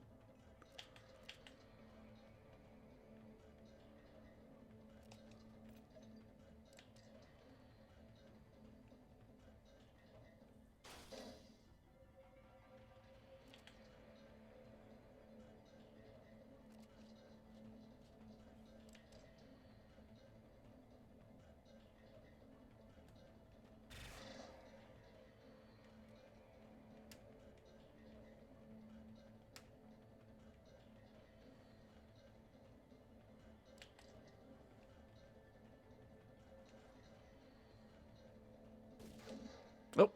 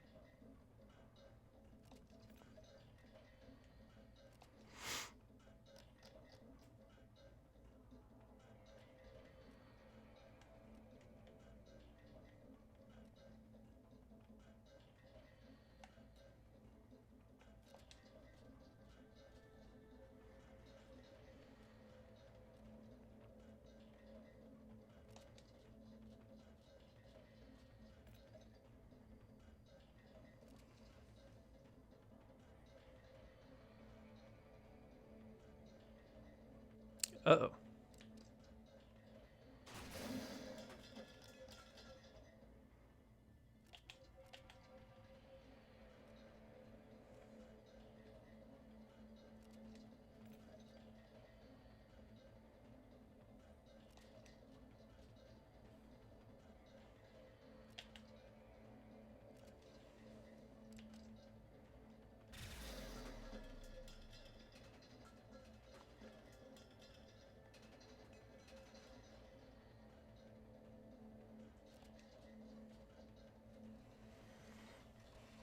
Well, that's going to be the end of the countdown.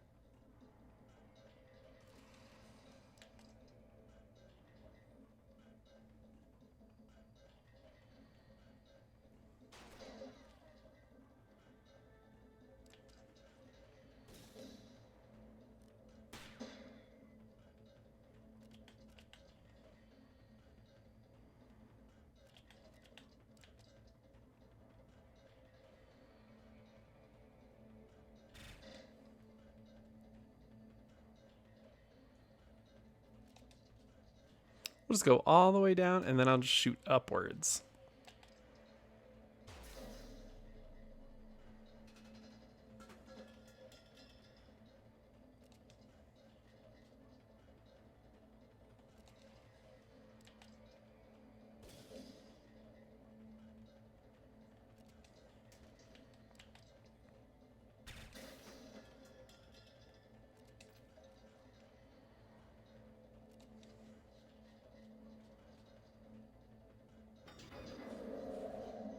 Oh.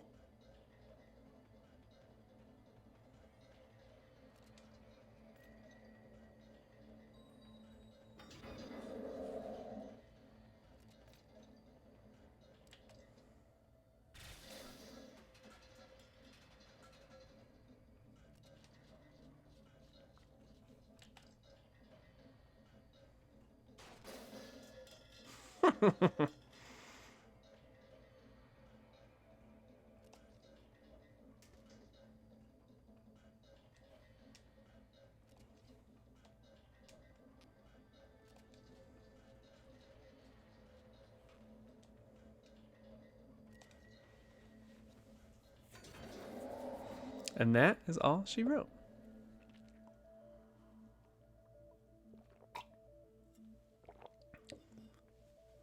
It's kind of a cool hat.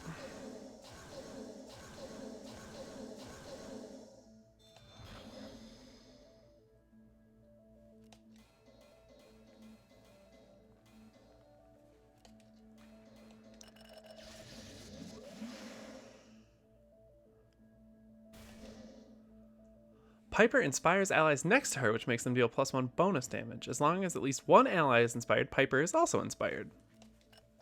That's cool. Let's see, what does Seabrass get? Increases character's health by 1. And Sally, kill shot. When bounty hunters deliver a fatal shot to an enemy, they get 1 additional shot. Only works once per turn and only when using regular attacks. That's pretty sweet.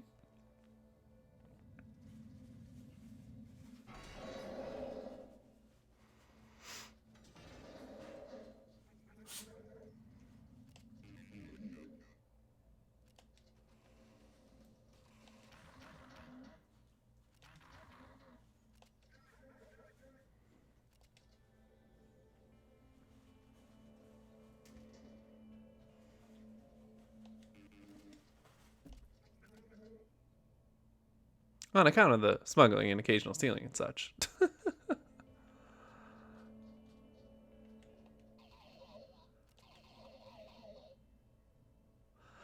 I might just use my share to buy a plot of Colony Rock. Even year too good for the likes of them rock pickers. Should I just make up voices for all the characters?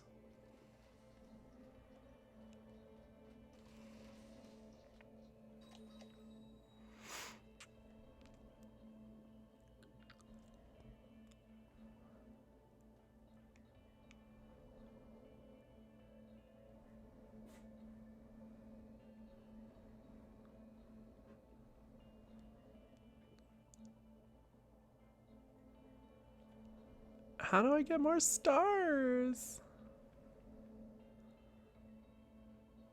Oh, wait. I have enough. I just have to click on it.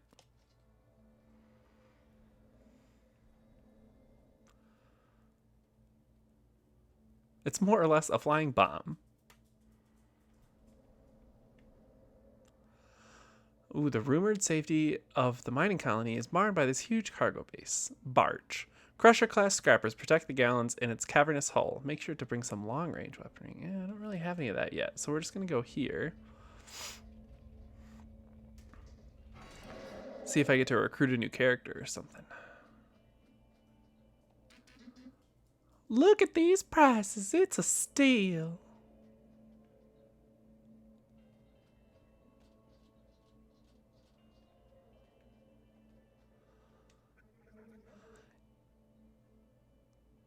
You don't really sport the look of a hired gun now, do ya? Don't let appearances fool you, Captain. There's a lot more to this adventurer than meets the eye. On the lookout for an engineer with marksman skills? That's a sniper gun, all right, and we need to enroll more crew. I'm ready for adventures filled with gallons and treasure. Now for that first sign-on bonus pay. Yeah, right. Swashbuckling adventure, here I come. It's hard to get this tour flying with all these scrappers running around. They don't scare us, though. I mean, come on. They look like patched up shreds of junk. Welcome, stranger. Not a lot of bots crazy enough to dare venture out in times like these. And here I always thought that the colony was the safest place in the whole outskirts. It was, but once the scrappers broke through, it's hard times all around. Making it worse, royalist divers are claiming asteroids, drilling for oil. Rumor is the jerks need it for some perilous missions into deep space. You seem to know quite a lot. Gat Parrott said you might even know who's leading the scrapper gang.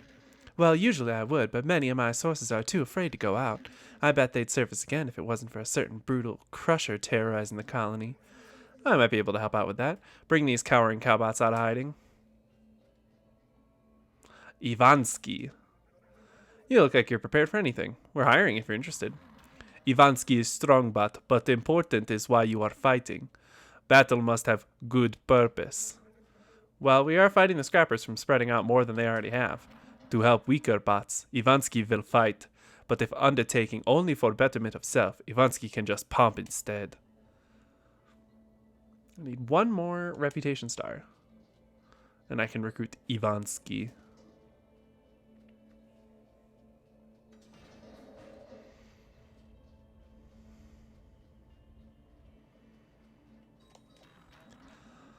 Let's rid the colony of scrappers and stop this brutal crusher, ma'am. Oh, that was Wonky talking. Well, I'll get there. Explosives transport. Load out. I'm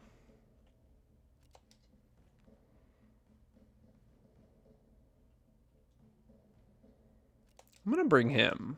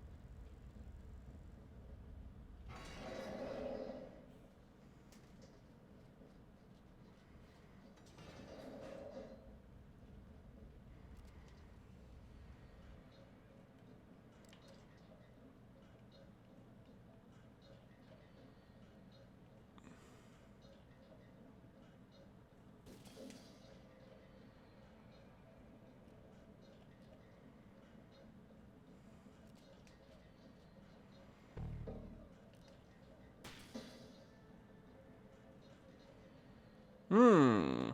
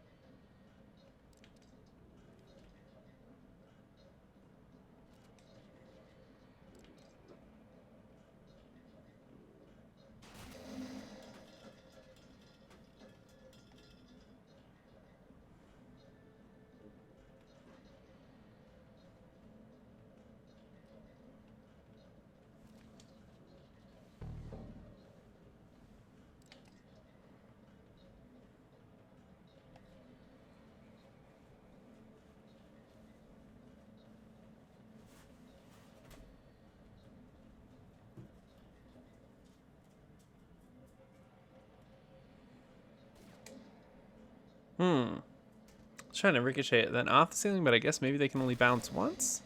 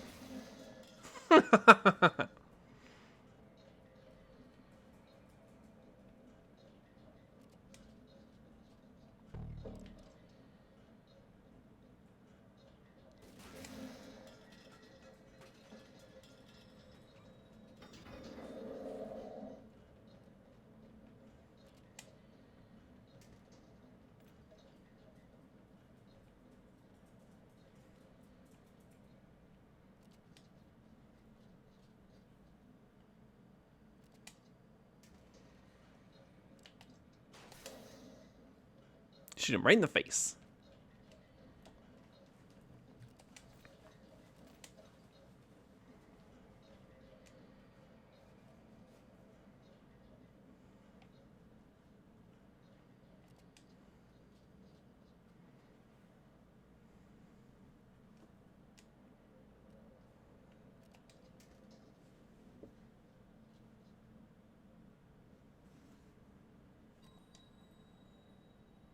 Swag collected 80%.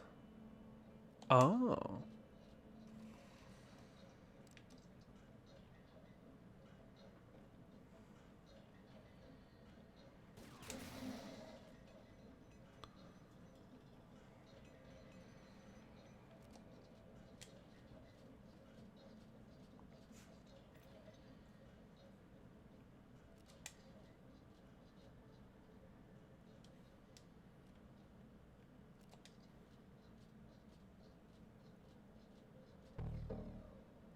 There we go.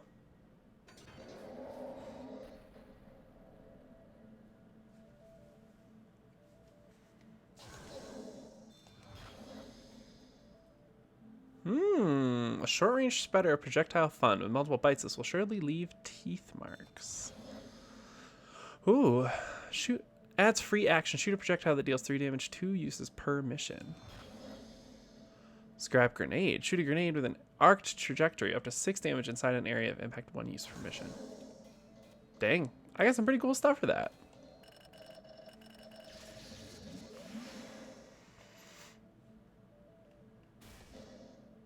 If sentries don't move before shooting, they deal +1 bonus damage. Does not work in melee. Well, that's cool. There's some pretty good stuff for that one.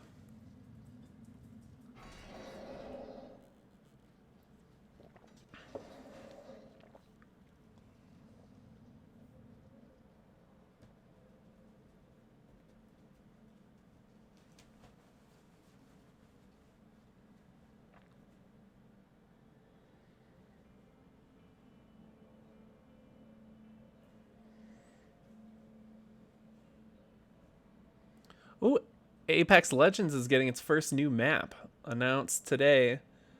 This is from Joshua Rivera over at Kotaku. Apex Legends is about to kick off its 3rd season next week with a new character, Crypto, and an overhaul to the game's ranked mode. But there's also a pretty big surprise waiting for players when Season 3 launches on October 1st, a new map called World's Edge. Announced in the Season 3 launch trailer, the map seems to have a strong fire and ice theme in keeping with the season's Meltdown title. Since the trailer is an animated cinematic and not actual gameplay, it remains to be seen what the map will actually be like. However, the trailer does suggest it'll have a moving train. Ooh, it looks pretty cool just from the little cutscene. There's like a big ice spire that has a ton of ice crystals jutting out of it. And then it looks like in the northern part of the map, it has, well, this could all just be perspective too, but in the picture, in the upper part of the picture, there's like a big lava, like volcano-y looking area. And then like some settlements dotted around. It looks like a big city to the right of the icy spire.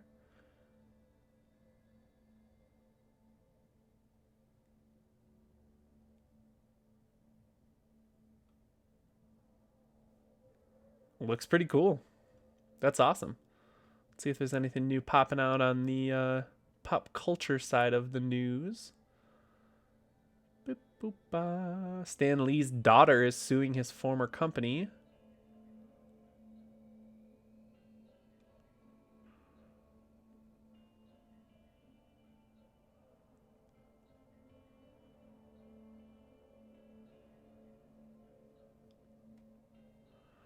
They announced some more cameos for the CW Crisis on Infinite Earths crossover event between all their different DC shows. Oh my god. Truly, they're just kind of picking anything. Brandon Routh, who is playing the Atom on Legends of Tomorrow, is reprising his role as Superman that he did in he played Superman in the movie, what was it called? Superman. Was it called Superman? Oh, I can't remember. It wasn't good. Anyway, But then they just too announced that the woman who played the Huntress back in the old canceled Birds of Prey TV show live action one on, I believe that was on Sci-Fi, is coming back to reprise her role as the Huntress in that too. But Brandon Routh is not playing the Superman that he played in Superman, whatever the movie was called. Superman Begins? Superman Beyond? Superman... I gotta look it up. He is playing Superman from the Kingdom Come universe, which is a very famous comic book storyline that is really good. Let's see. Brandon Routh. Superman Returns. I knew it was something stupid sounding.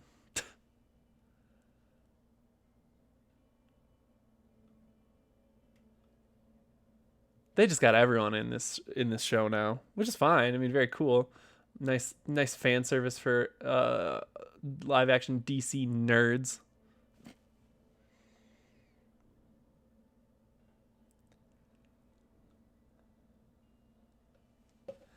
All right.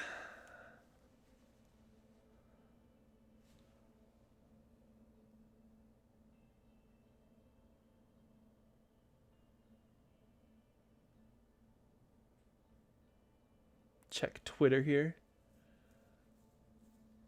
really quick. Code Vein came out today.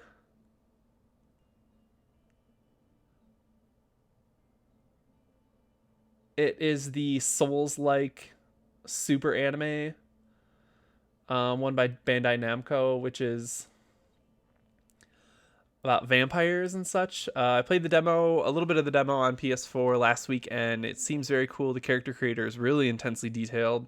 So if that's your bag and you want a cool Souls-like experience, but maybe just a little bit easier, because it does seem like there's it skews a lot more towards the player as far as difficulty.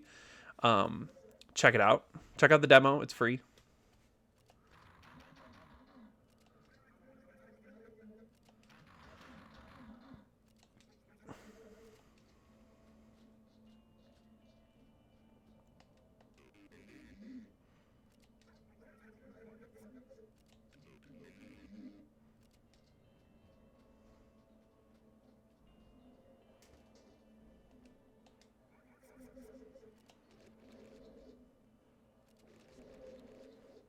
Stamp collecting is the most boring hobby imaginable.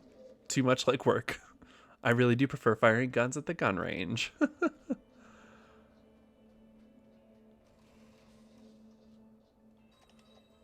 But you know what? Now I can go and recruit Ivansky.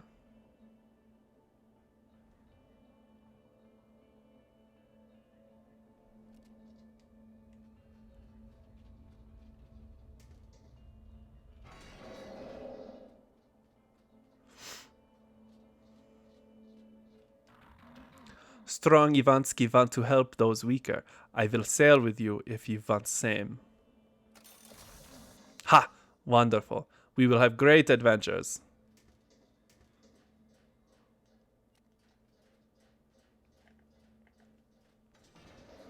Nice. Got a new crew member. Captain, you want workshop time? Ivansky will spot you later. Build up pressure. Make hydraulics strong, yes. Good for crushing large scrappers. Okay, I'm horrible at Russian accent, sorry. Sorry to all the Russians watching right now. The rumored safety of the mining colony is oh, this is the barge. Let's get it going. So let's take, so what's his deal? Circus strongmen need to project strength, so once rumors about the great Ivansky's soft spot spread, harsh words made him leave the big top. Knows how to take a punch. So he's a vanguard. Just like Seabrass.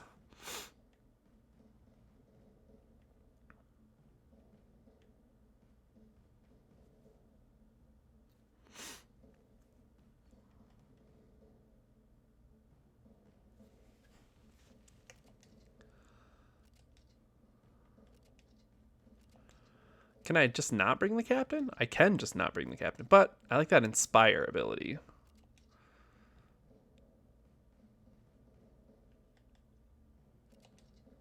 I'm actually going to give him the laser sight one.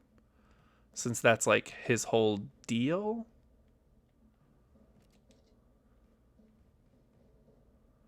Let's bring Ivansky.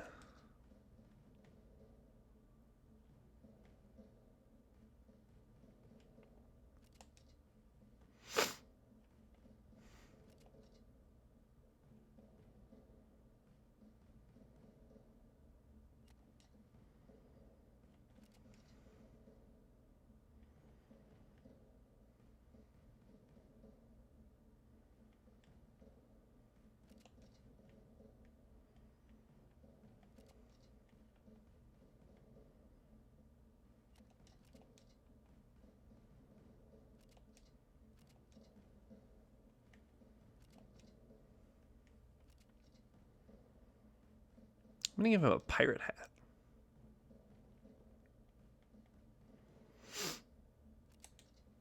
Let's try it.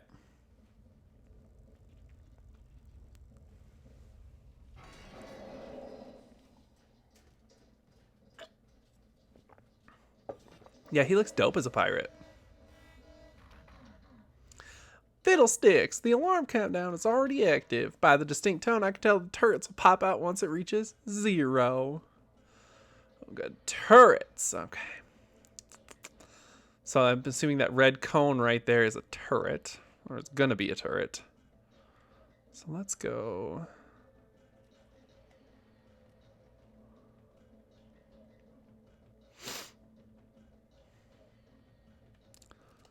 Go all the way over here. Because then I can kind of place her where she can inspire everyone.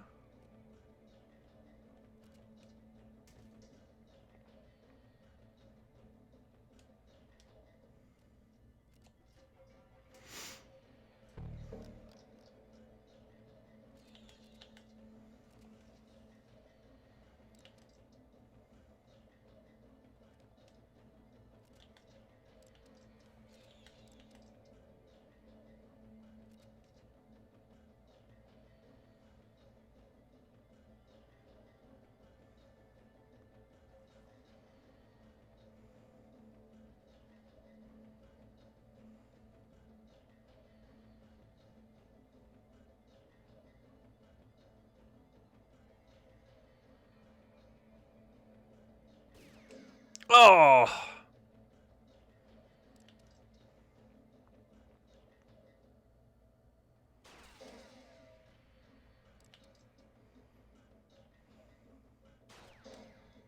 Ah, dang. Trying to be that girl, just trying to ricochet shit to hit that explosive barrel.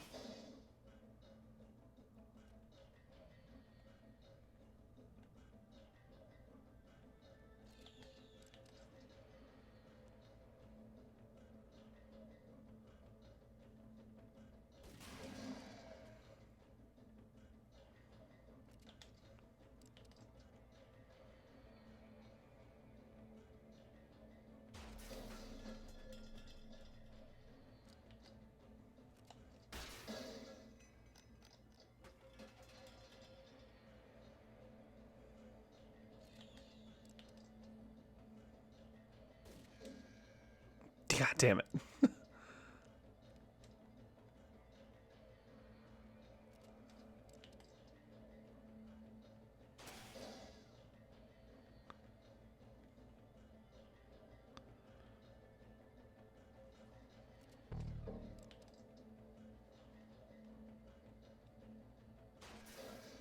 Got him.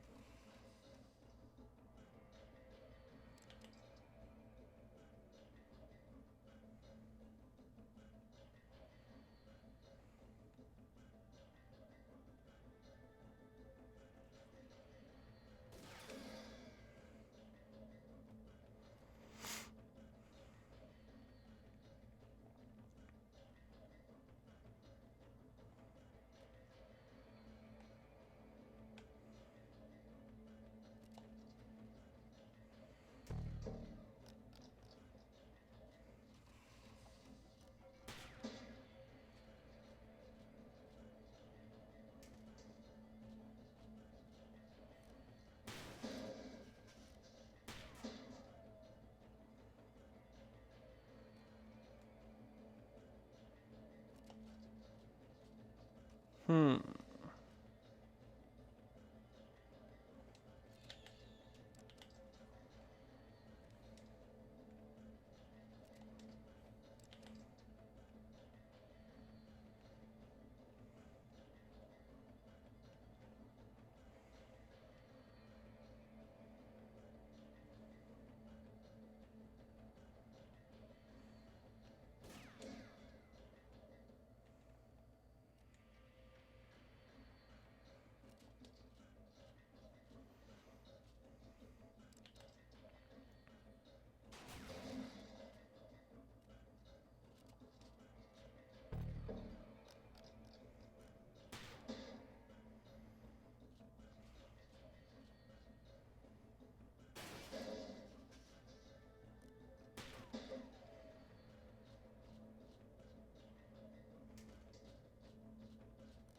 Uh-oh.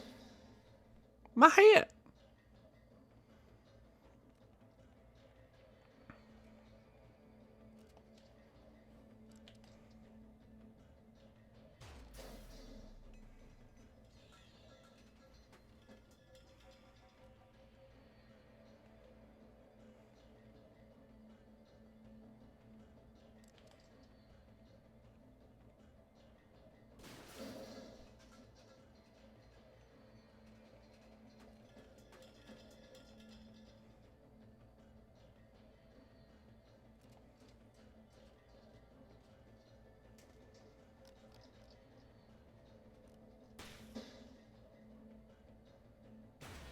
Oh no.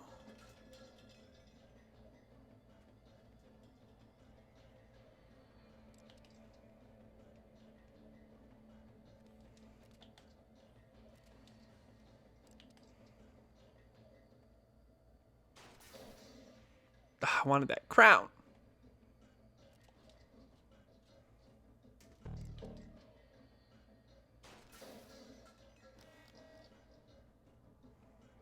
Oh.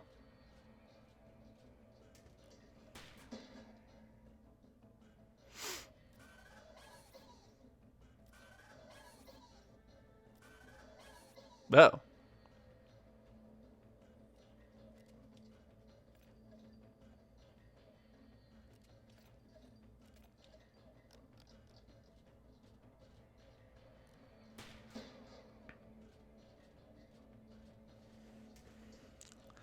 I wonder if I can make it out of this alive.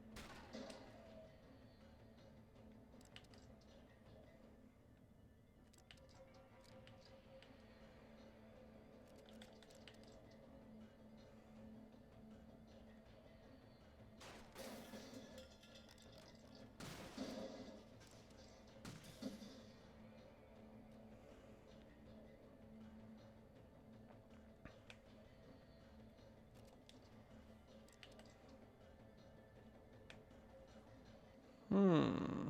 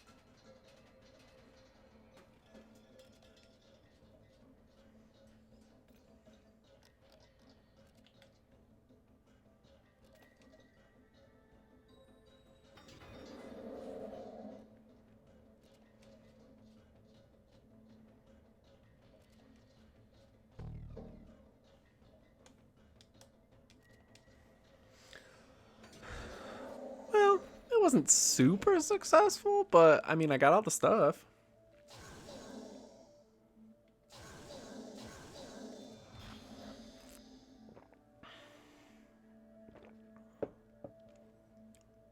Oh, friendly fire.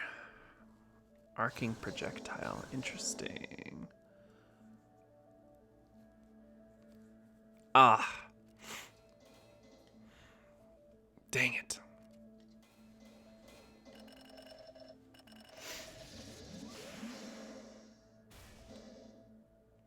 Vanguard's becoming rain. Oh, it's payback, yeah.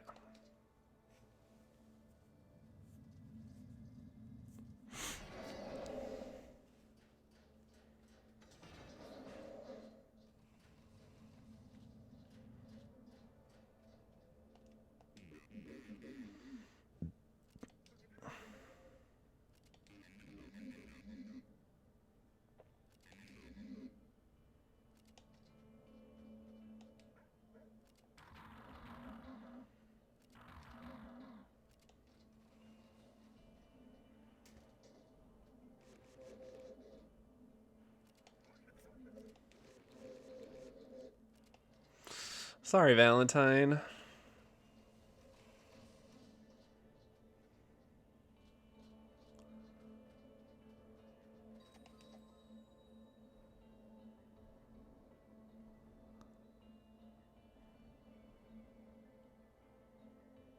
This tiny vessel should be a one-bot mission. The rest of the crew can put their feet up or do whatever it is Wonky does while the crew heists away.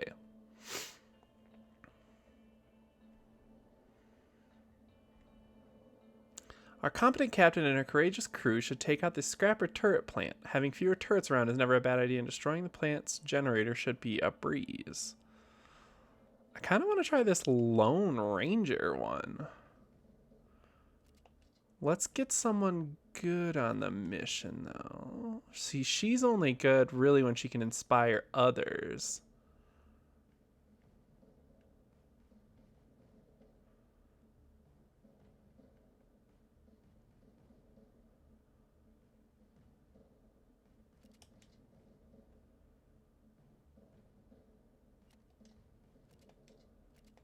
Maybe I'll do him.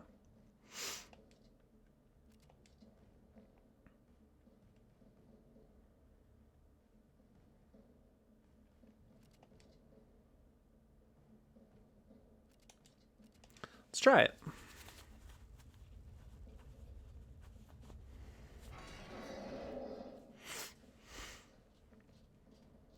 Time for justice.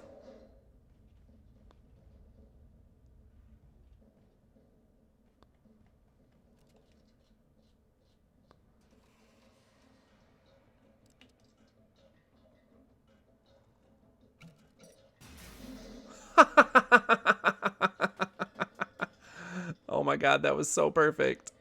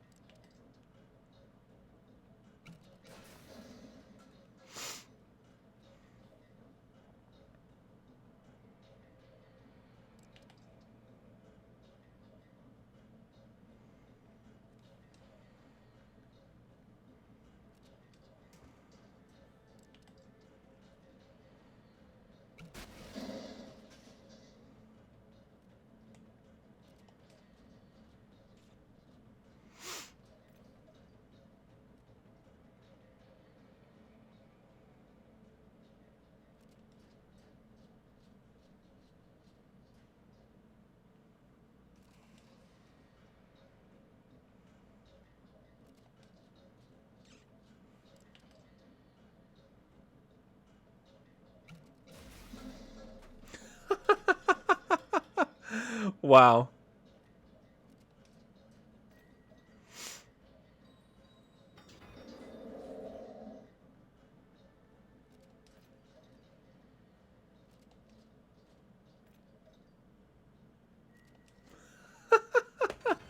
Just ripped through that one.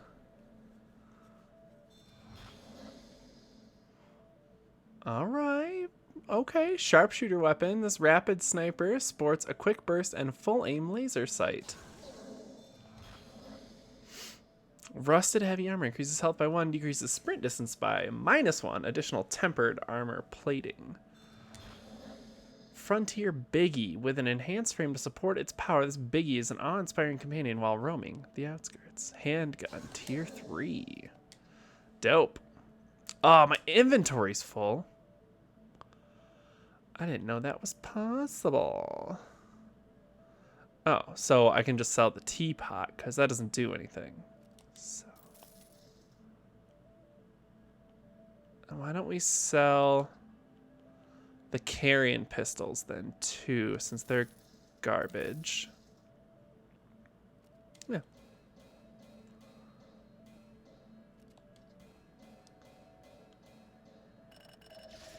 Nice. Cool. That was awesome.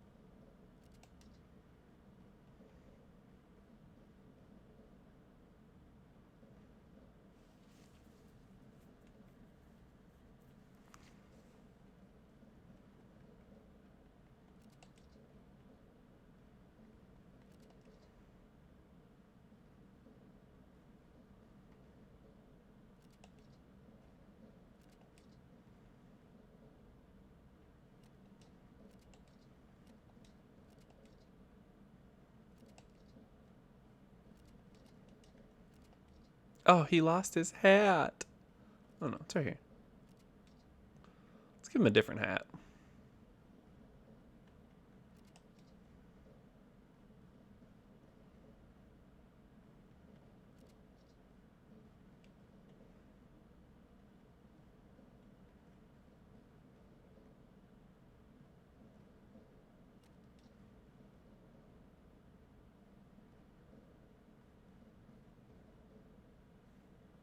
I like this loadout.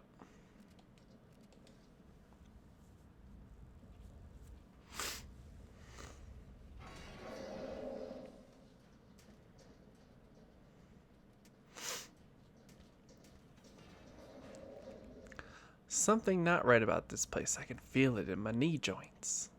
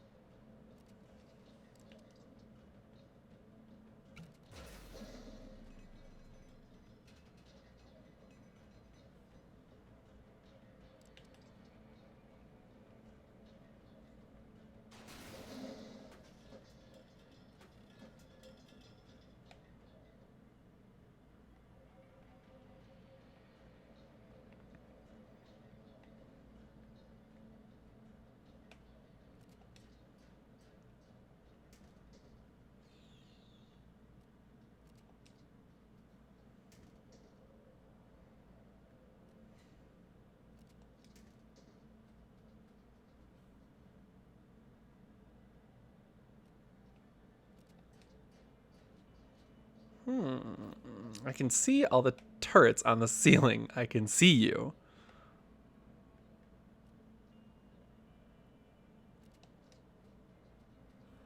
I ain't dumb. It ain't my first rodeo.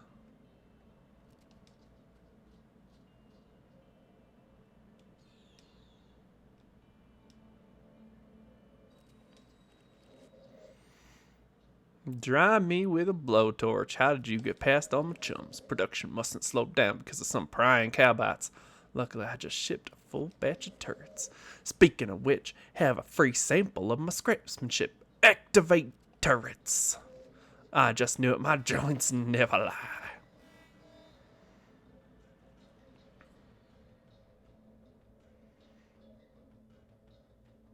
Oh, there's so many of them. There's so many. Oh.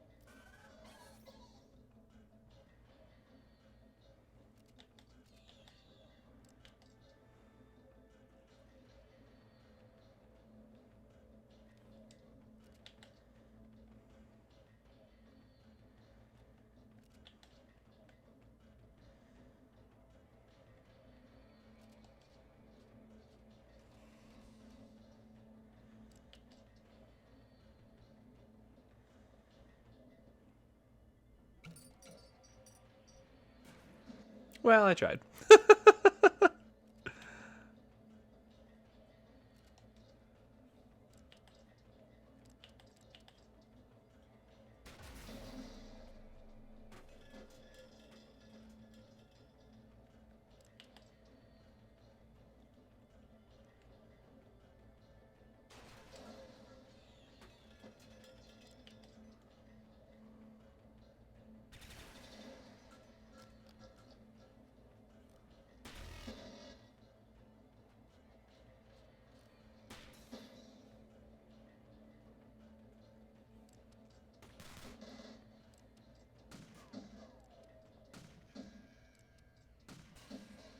Ooh, my hat.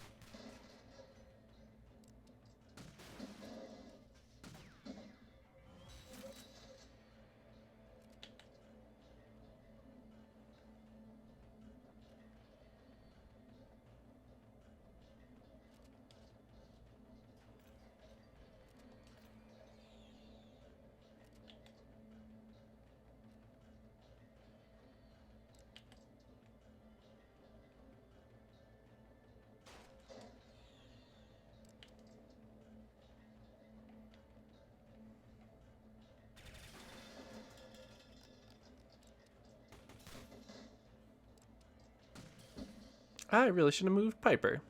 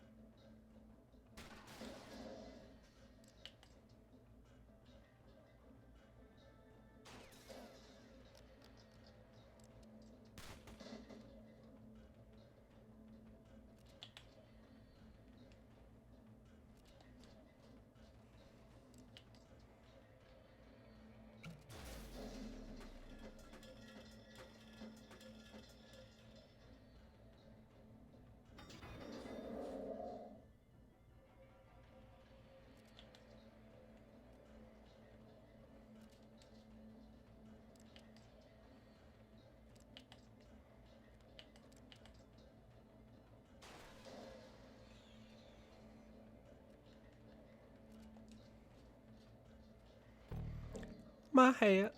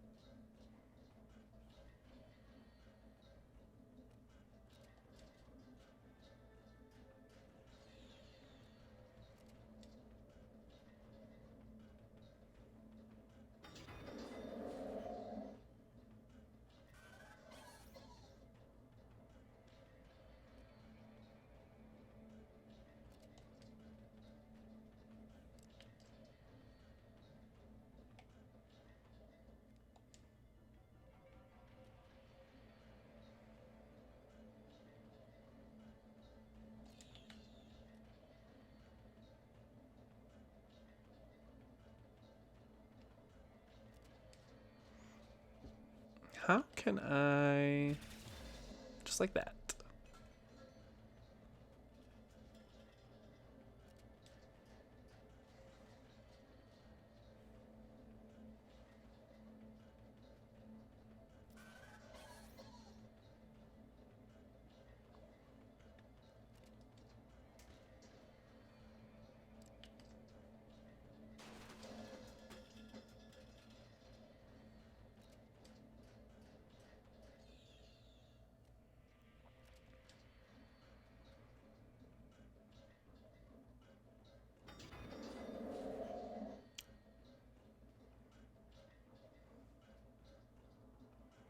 That's a lot of dudes.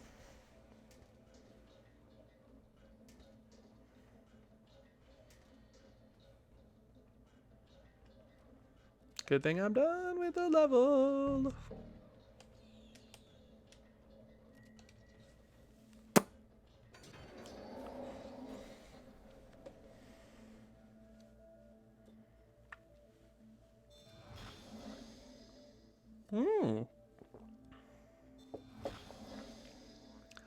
Speed boots.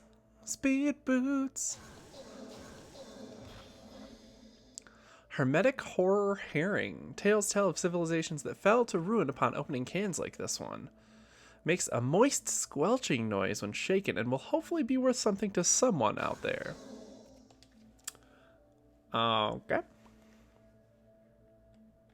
So that means we sell her. Ooh, my inventory is so full.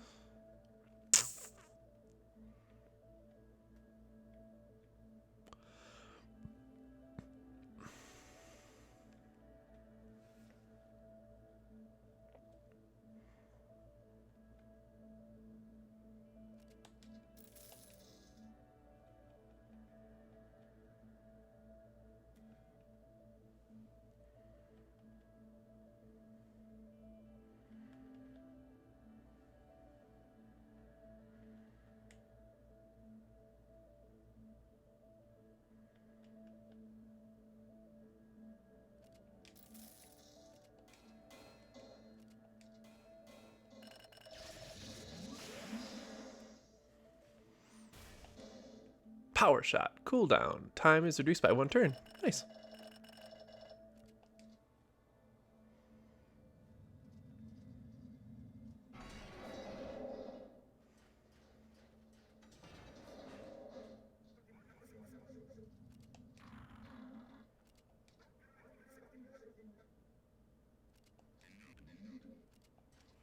Ooh, let's shiver his timber instead. Oh.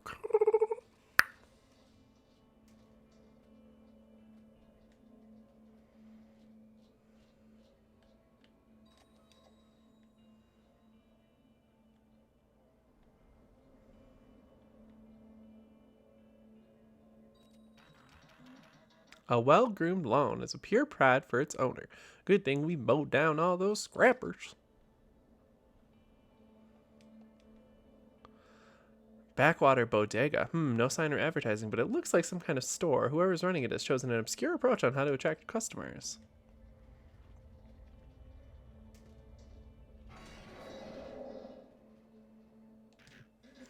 Get busy buying something, will you?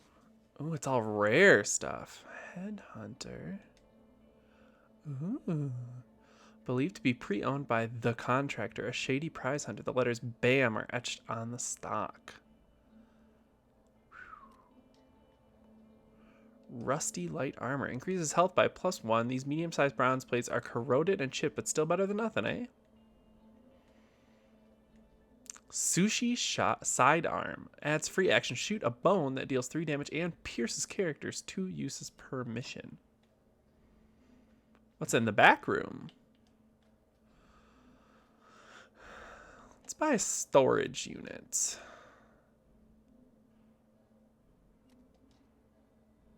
I could just buy a large one. Wait.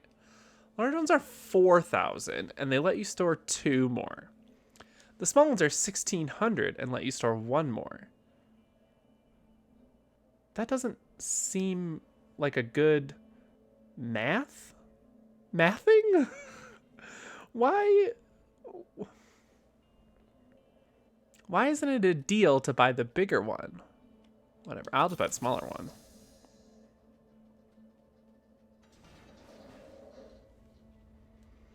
Ridiculous. Absolutely ridiculous.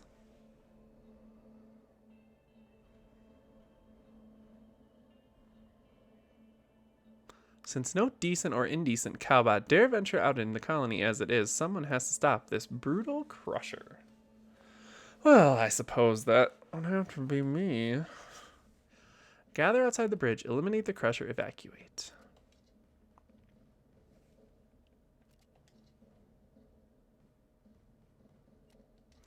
Ooh, speed boots. He's got his thing, he's got his thing. Yeah. Let's try it.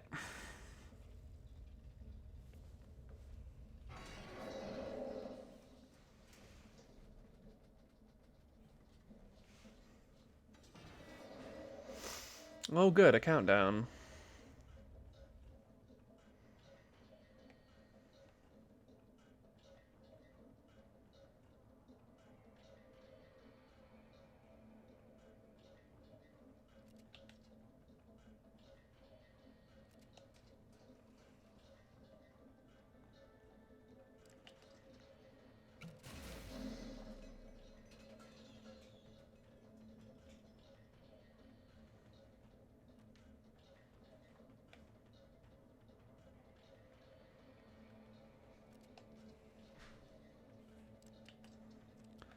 All right, let's see if I can get that dude's hat off. No, no, I cannot.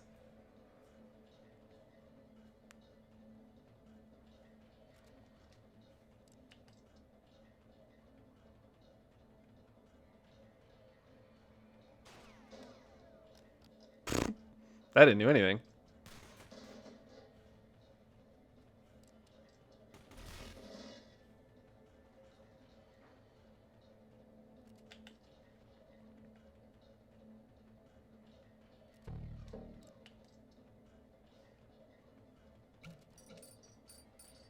Shit.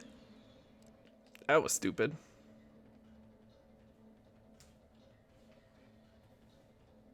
Welcome back. A lighter? There's one under in the bar area. Or are you looking for like a long grill lighter? Well, I bought 3 pounds of weed while I was out. Oh. So now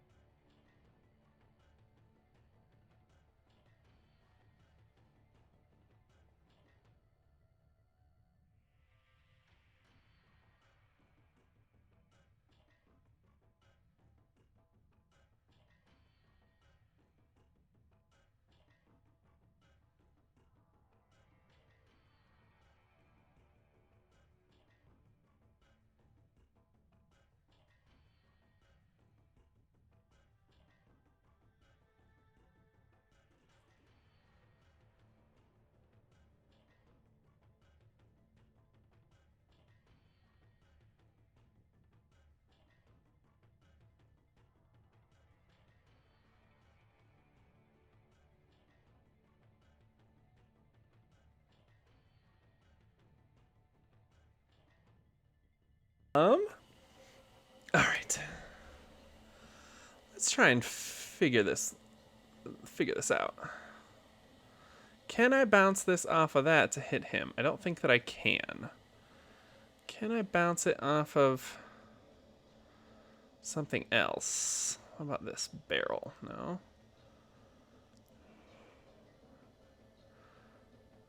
Do you think I'd be able to hit that guy? Oh, totally.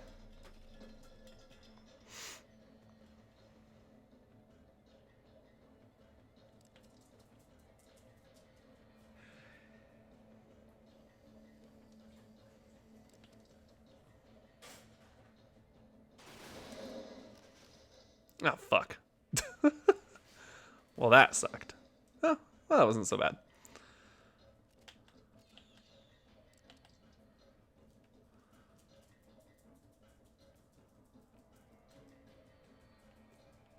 Can I just shoot him in the foot? Oop.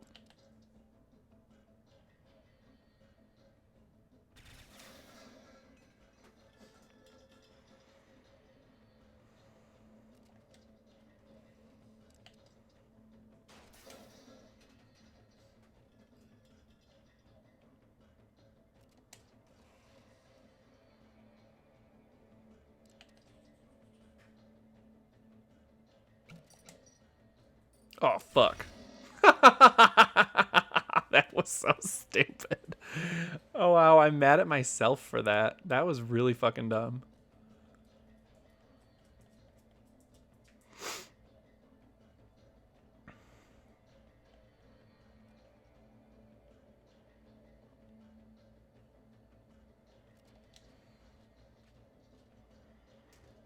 Okay, here's the tea, Christine. We're going to use the scrapper sidearm to blow that up. And then I can use my normal shot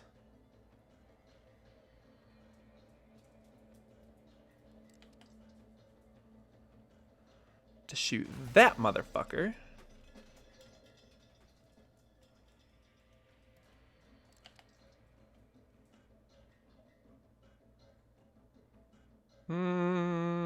I don't really like my odds on that one.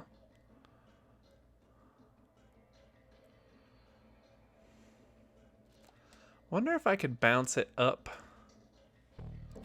like this.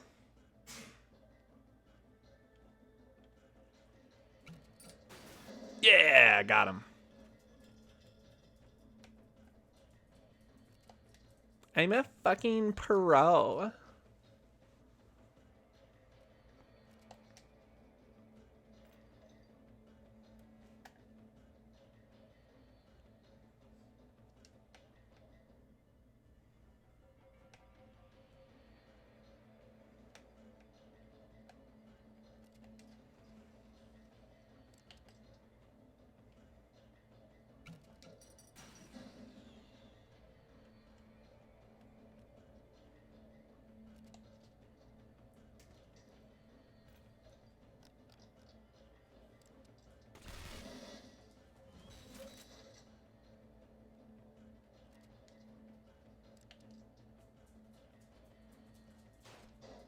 Dang it.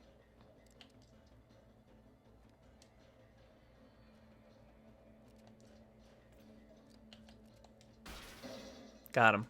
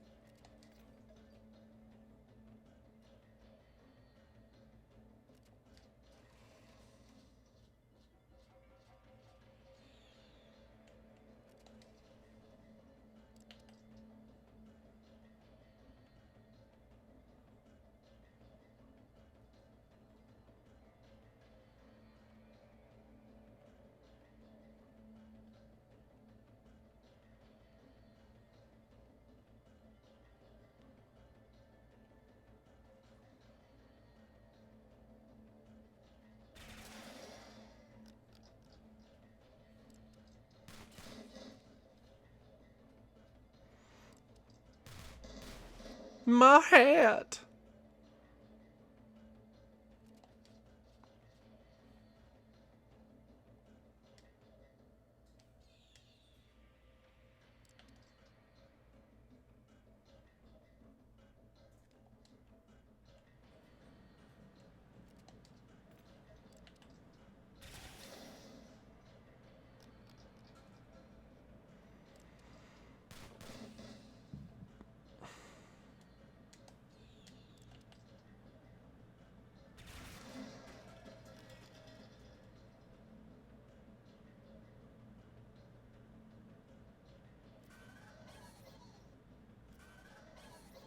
Oh, good.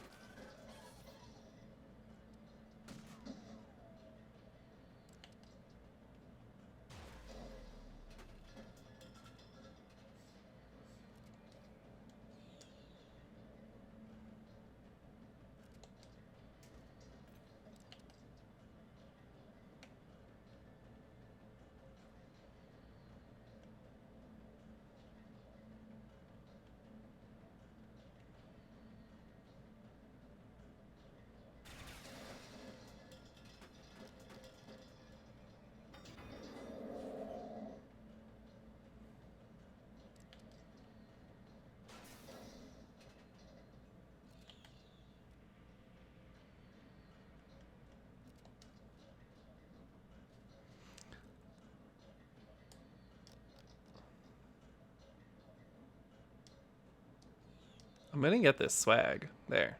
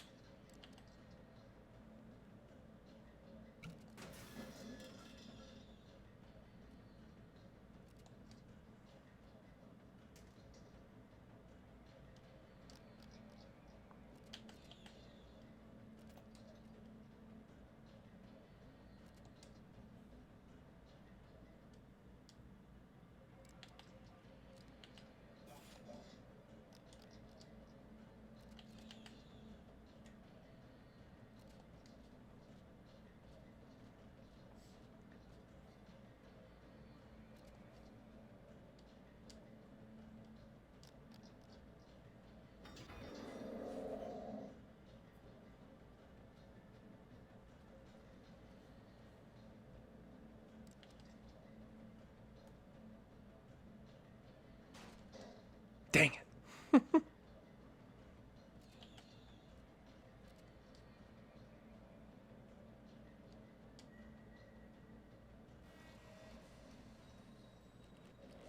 I'll be darned. A walking smorgasbord of fresh parts for the grinder.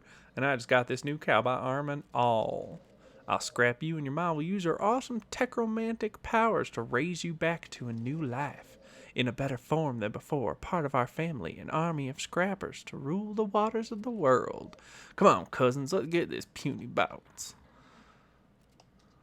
Oh good, they're robot rednecks.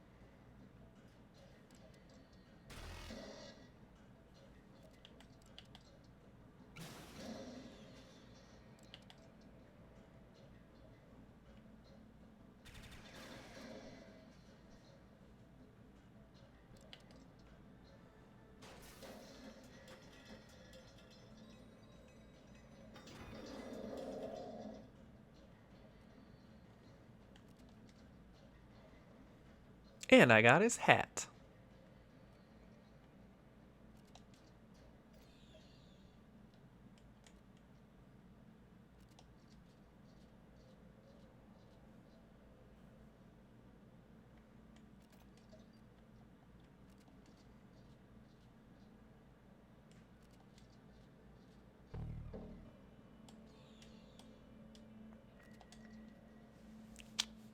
See, I'm getting better at this game. I started out trash, but I'm getting better.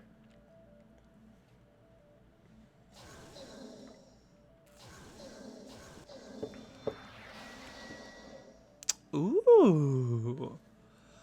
For those with a constant need of repeating themselves. For those with a constant need of repeating themselves. Ah, I get it. Scoped carrion. Scrapper Captain Hat, an impressive hat generating glances of awe from those less experienced. They don't hand out these on a whim, so wearers are probably rugged veterans. And I got that rusty light armor I was eyeing up. Okay, I have to sell 2 items. Let's see. We're gonna get rid of the scoped carrion. Rusty heavy armor, utility tier 2. Utility tier 3. So, actually, scoped repeater attacks to laser sight long. Burst fire 4, laser sight long.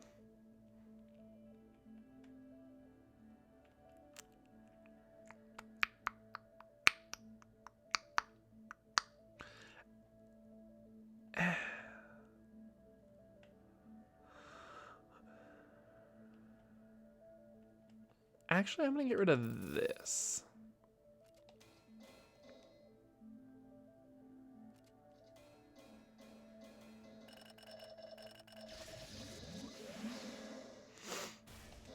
Abs of Steel. Ivansky becomes invulnerable for a turn. Increase health by 1. I can live with that. I'll never turn that down.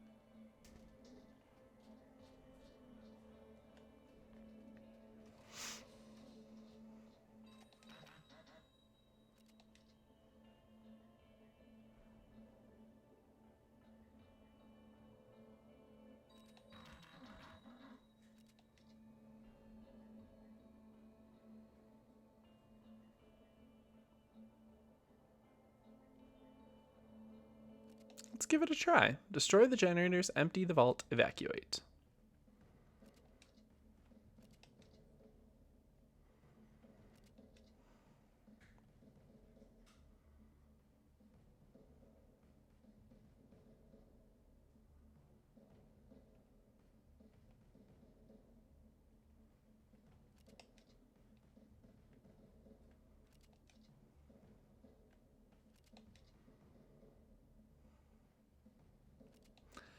Actually, we're going to put the speed boots on him.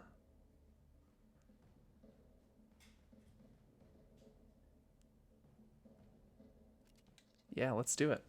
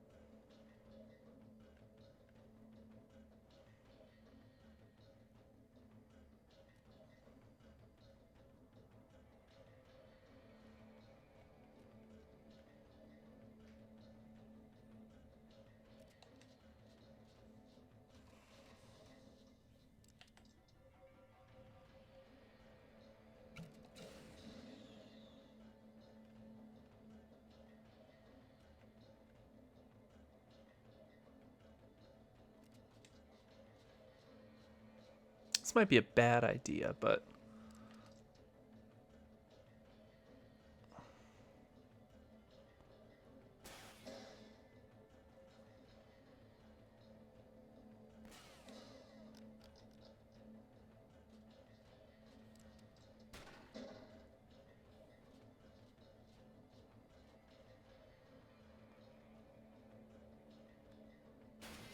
Oof.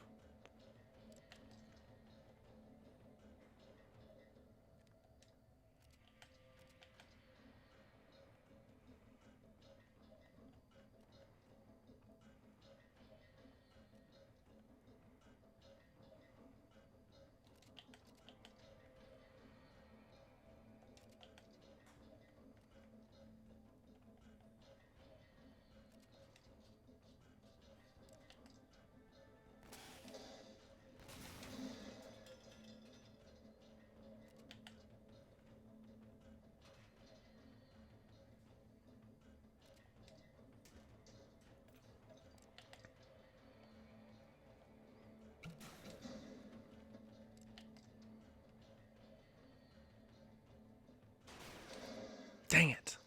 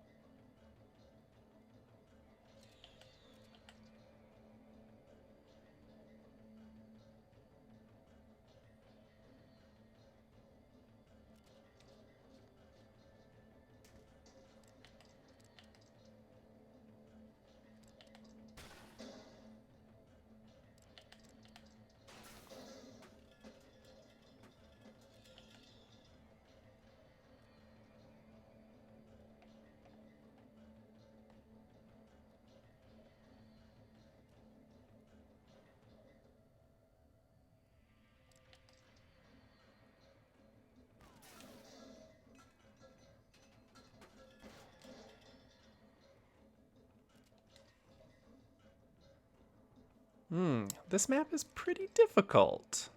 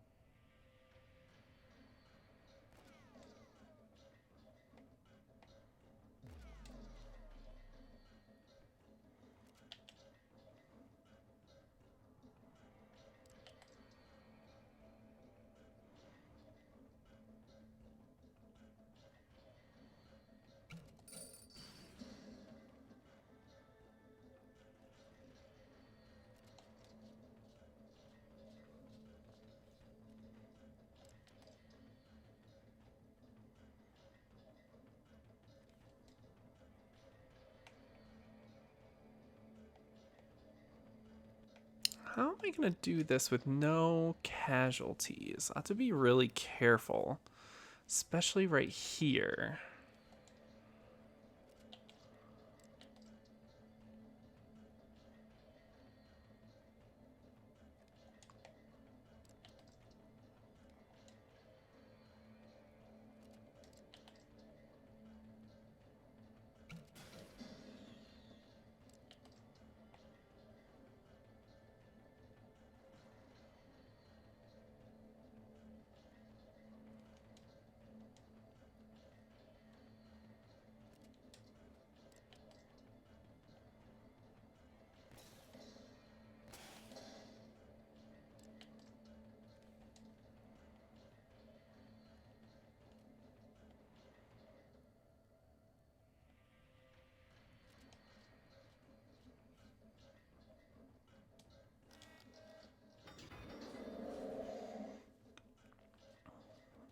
Oh boy.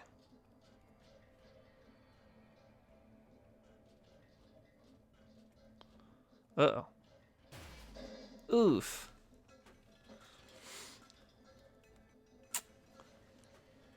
Now the question becomes, can I still win this without him?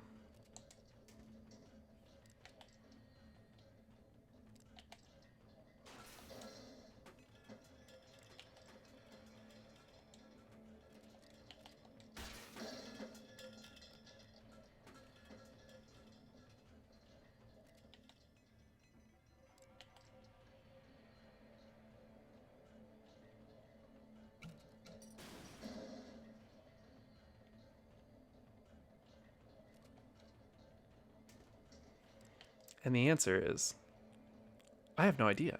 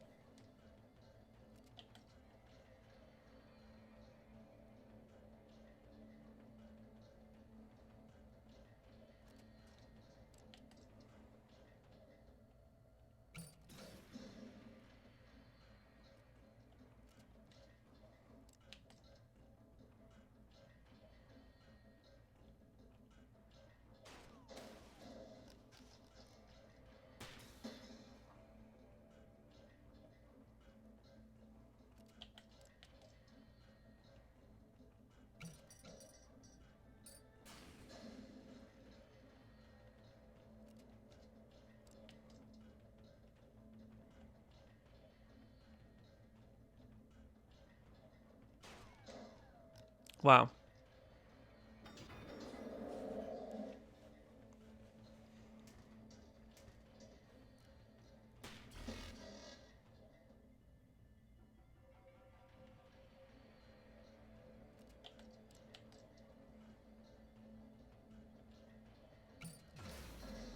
Oh.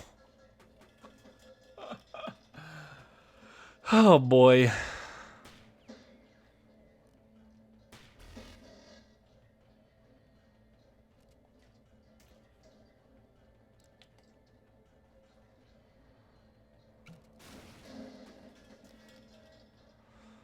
Oh my god.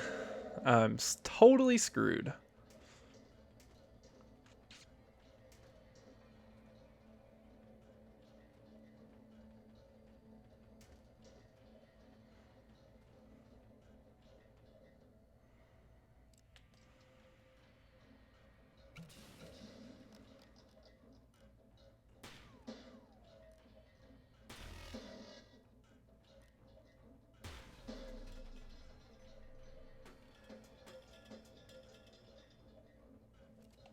Ouch.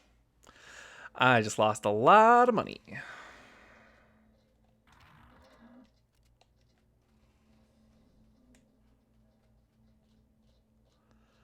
Oof.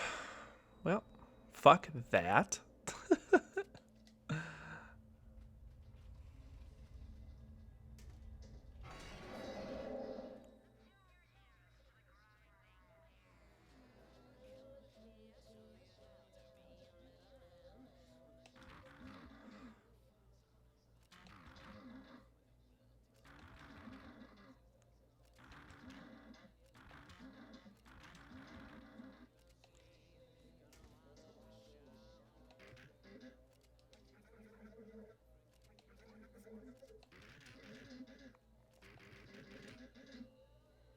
Chop Sue.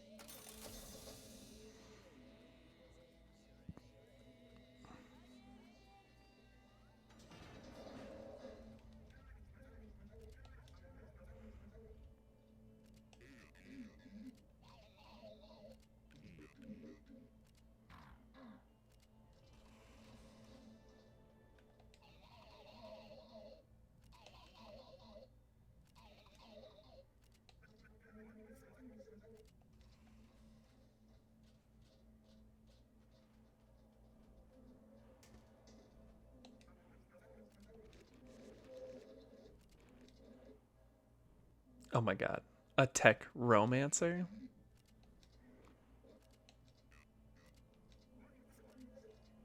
That's quite enough.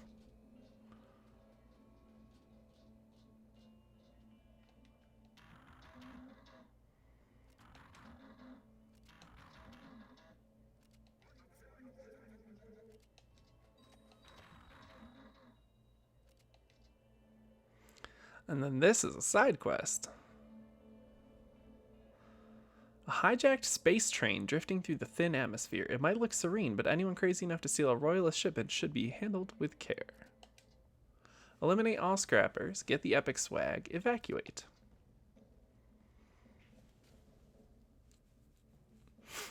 So I get 2 people. Should I take my grenade launcher guy or should I take my sharpshooter?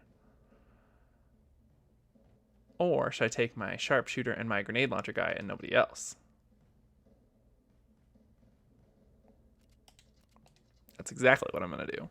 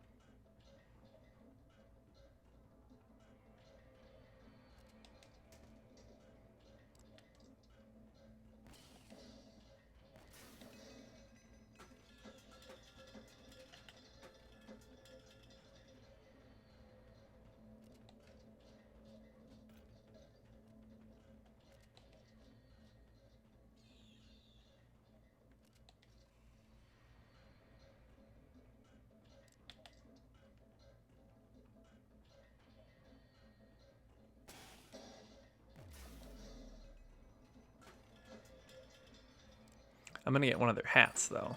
Oop. They have grenade launchers.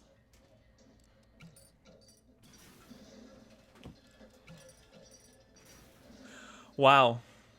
I didn't even have to do anything. They fucking killed each other for me.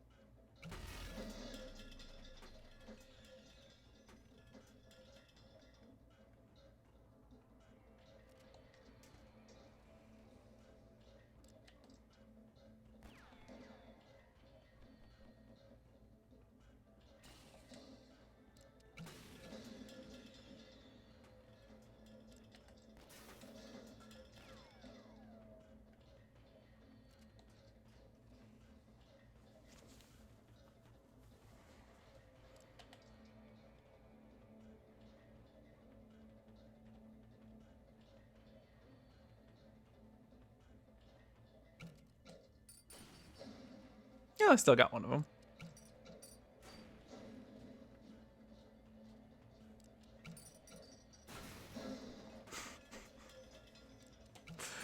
They're gonna kill themselves. I won't even have to do anything. Oh.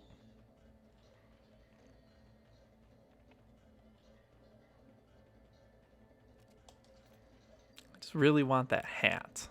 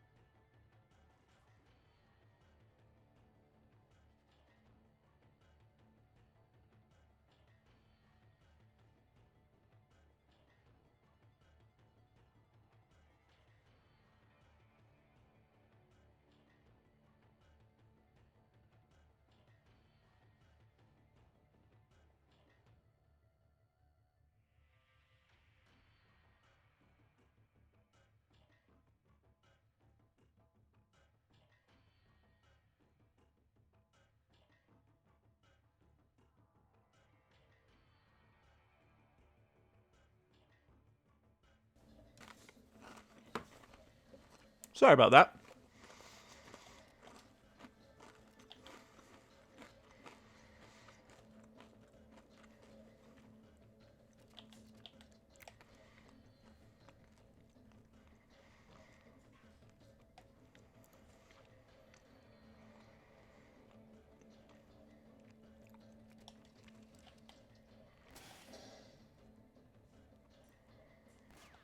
Oh.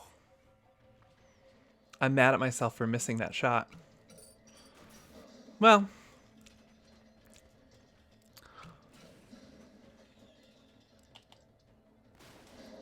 Are you kidding?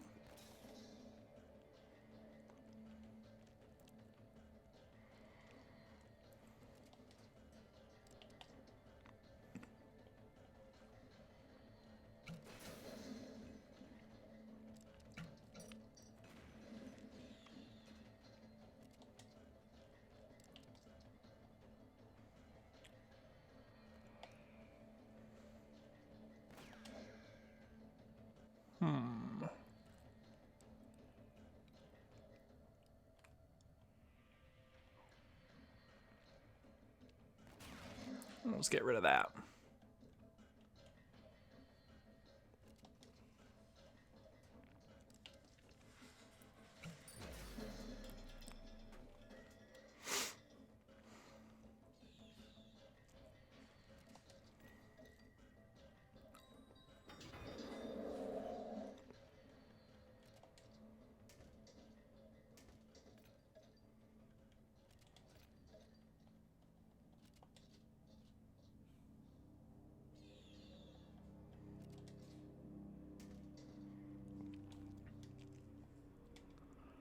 Ta-da!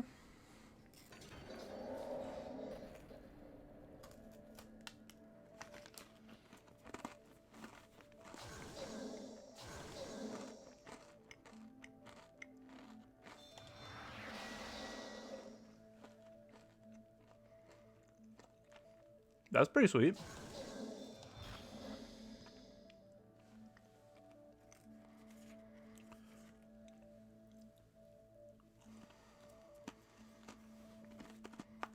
Hmm.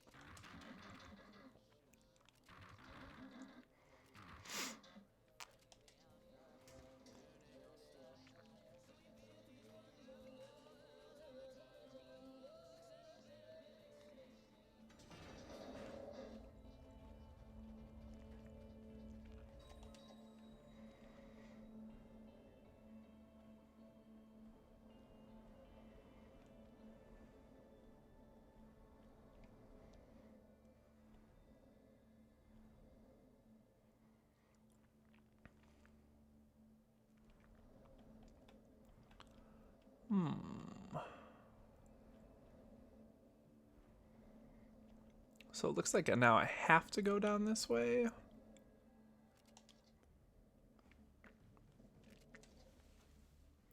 This is the mission I died on last time.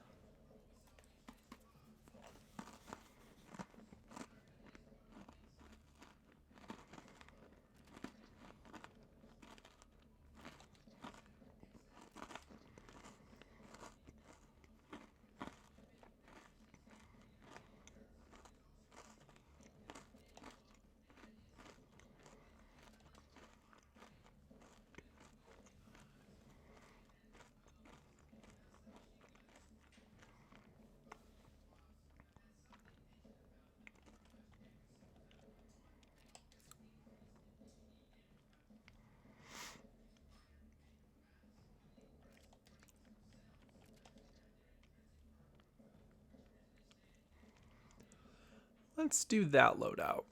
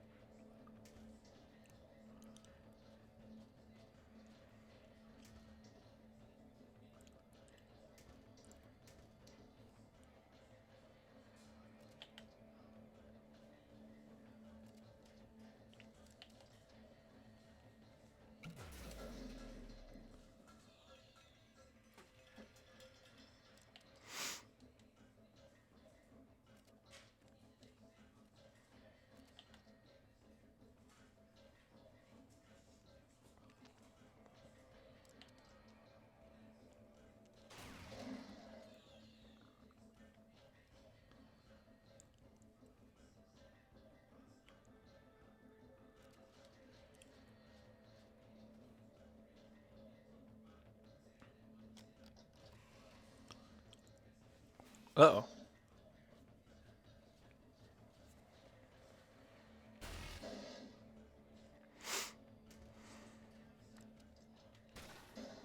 Uh-oh.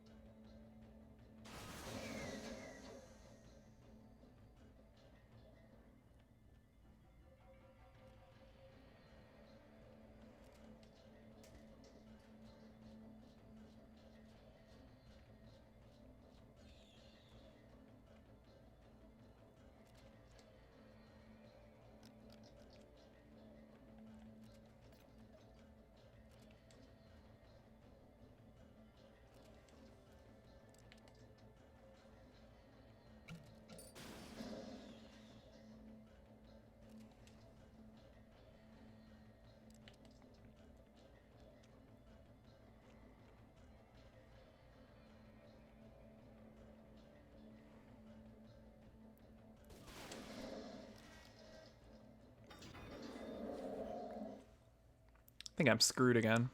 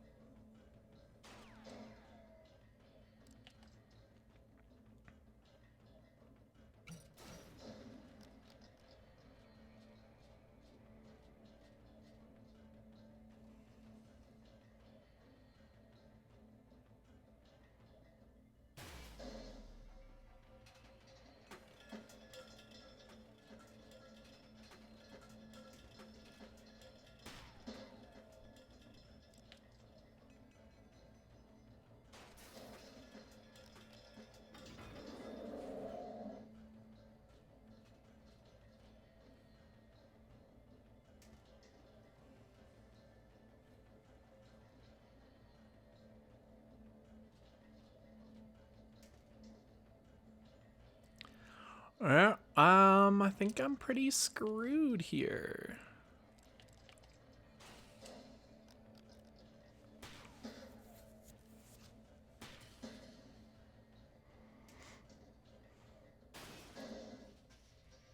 That'll do it.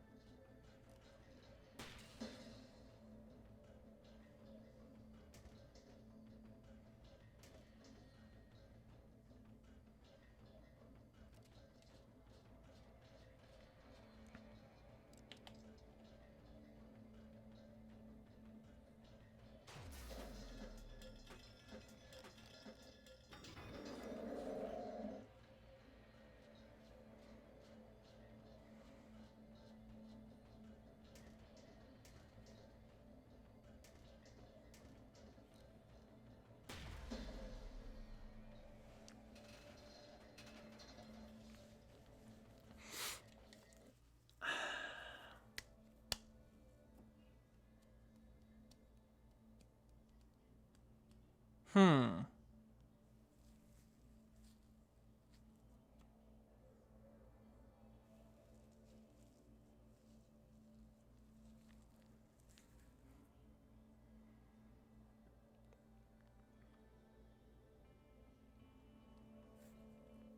Well, shit.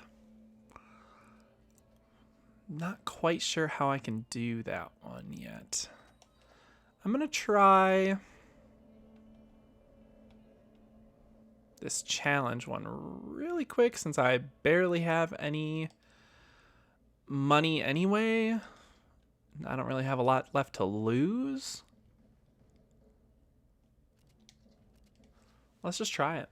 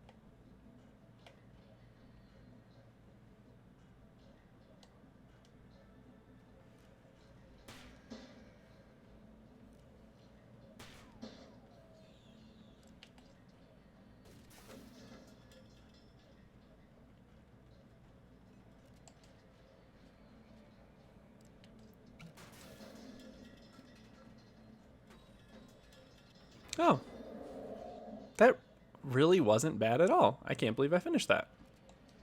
The game hyped it up like it was going to be super hard.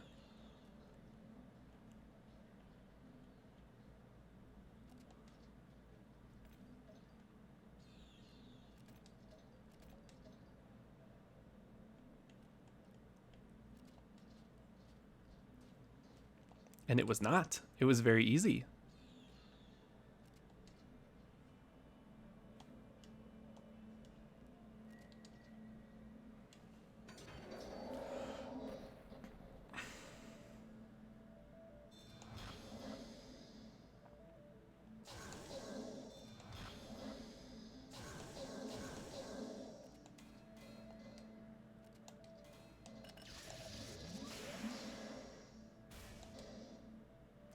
Fires a shot that pierces. Well, that'll certainly be helpful for that really tough mission.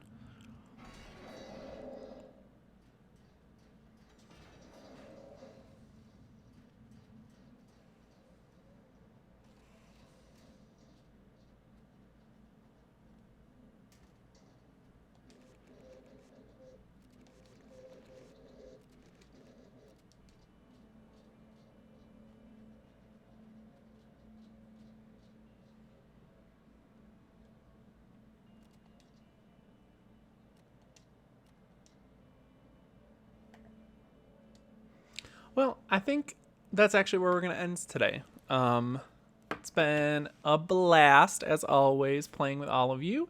Thanks, everyone, for tuning in. I have been JetSetSamurai, and I will continue to be for the foreseeable future, but you can find me here on Twitch at JetSetSamurai. You can find me on Twitter at JetSetSamurai, Instagram, JetSetSamurai, PlayStation Network, JetSetSamurai. On Xbox Live, I'm actually JetSetSamurai 2, which is a long story. We talked about a lot today. We talked about some Spider-Man returning to the MCU and Sony getting him as well. So they're sharing now. We talked about Marvel in general and comic books in general. We had a good time. So thanks everyone for tuning in, if you did. And if you didn't, and you're catching this on VOD later, make sure you tune in. I'm live every weekday, Monday through Friday from 12 to 4 Mountain Standard Time. So this is actually going to be my last show for the week. Possibly. Sometimes I do stream on the weekends, but you'll have to keep apprised on my Twitter feed for details on that if I do. Next Monday, we're going to play... I'm not sure yet, but then October 1st is Tuesday, right? Is that correct?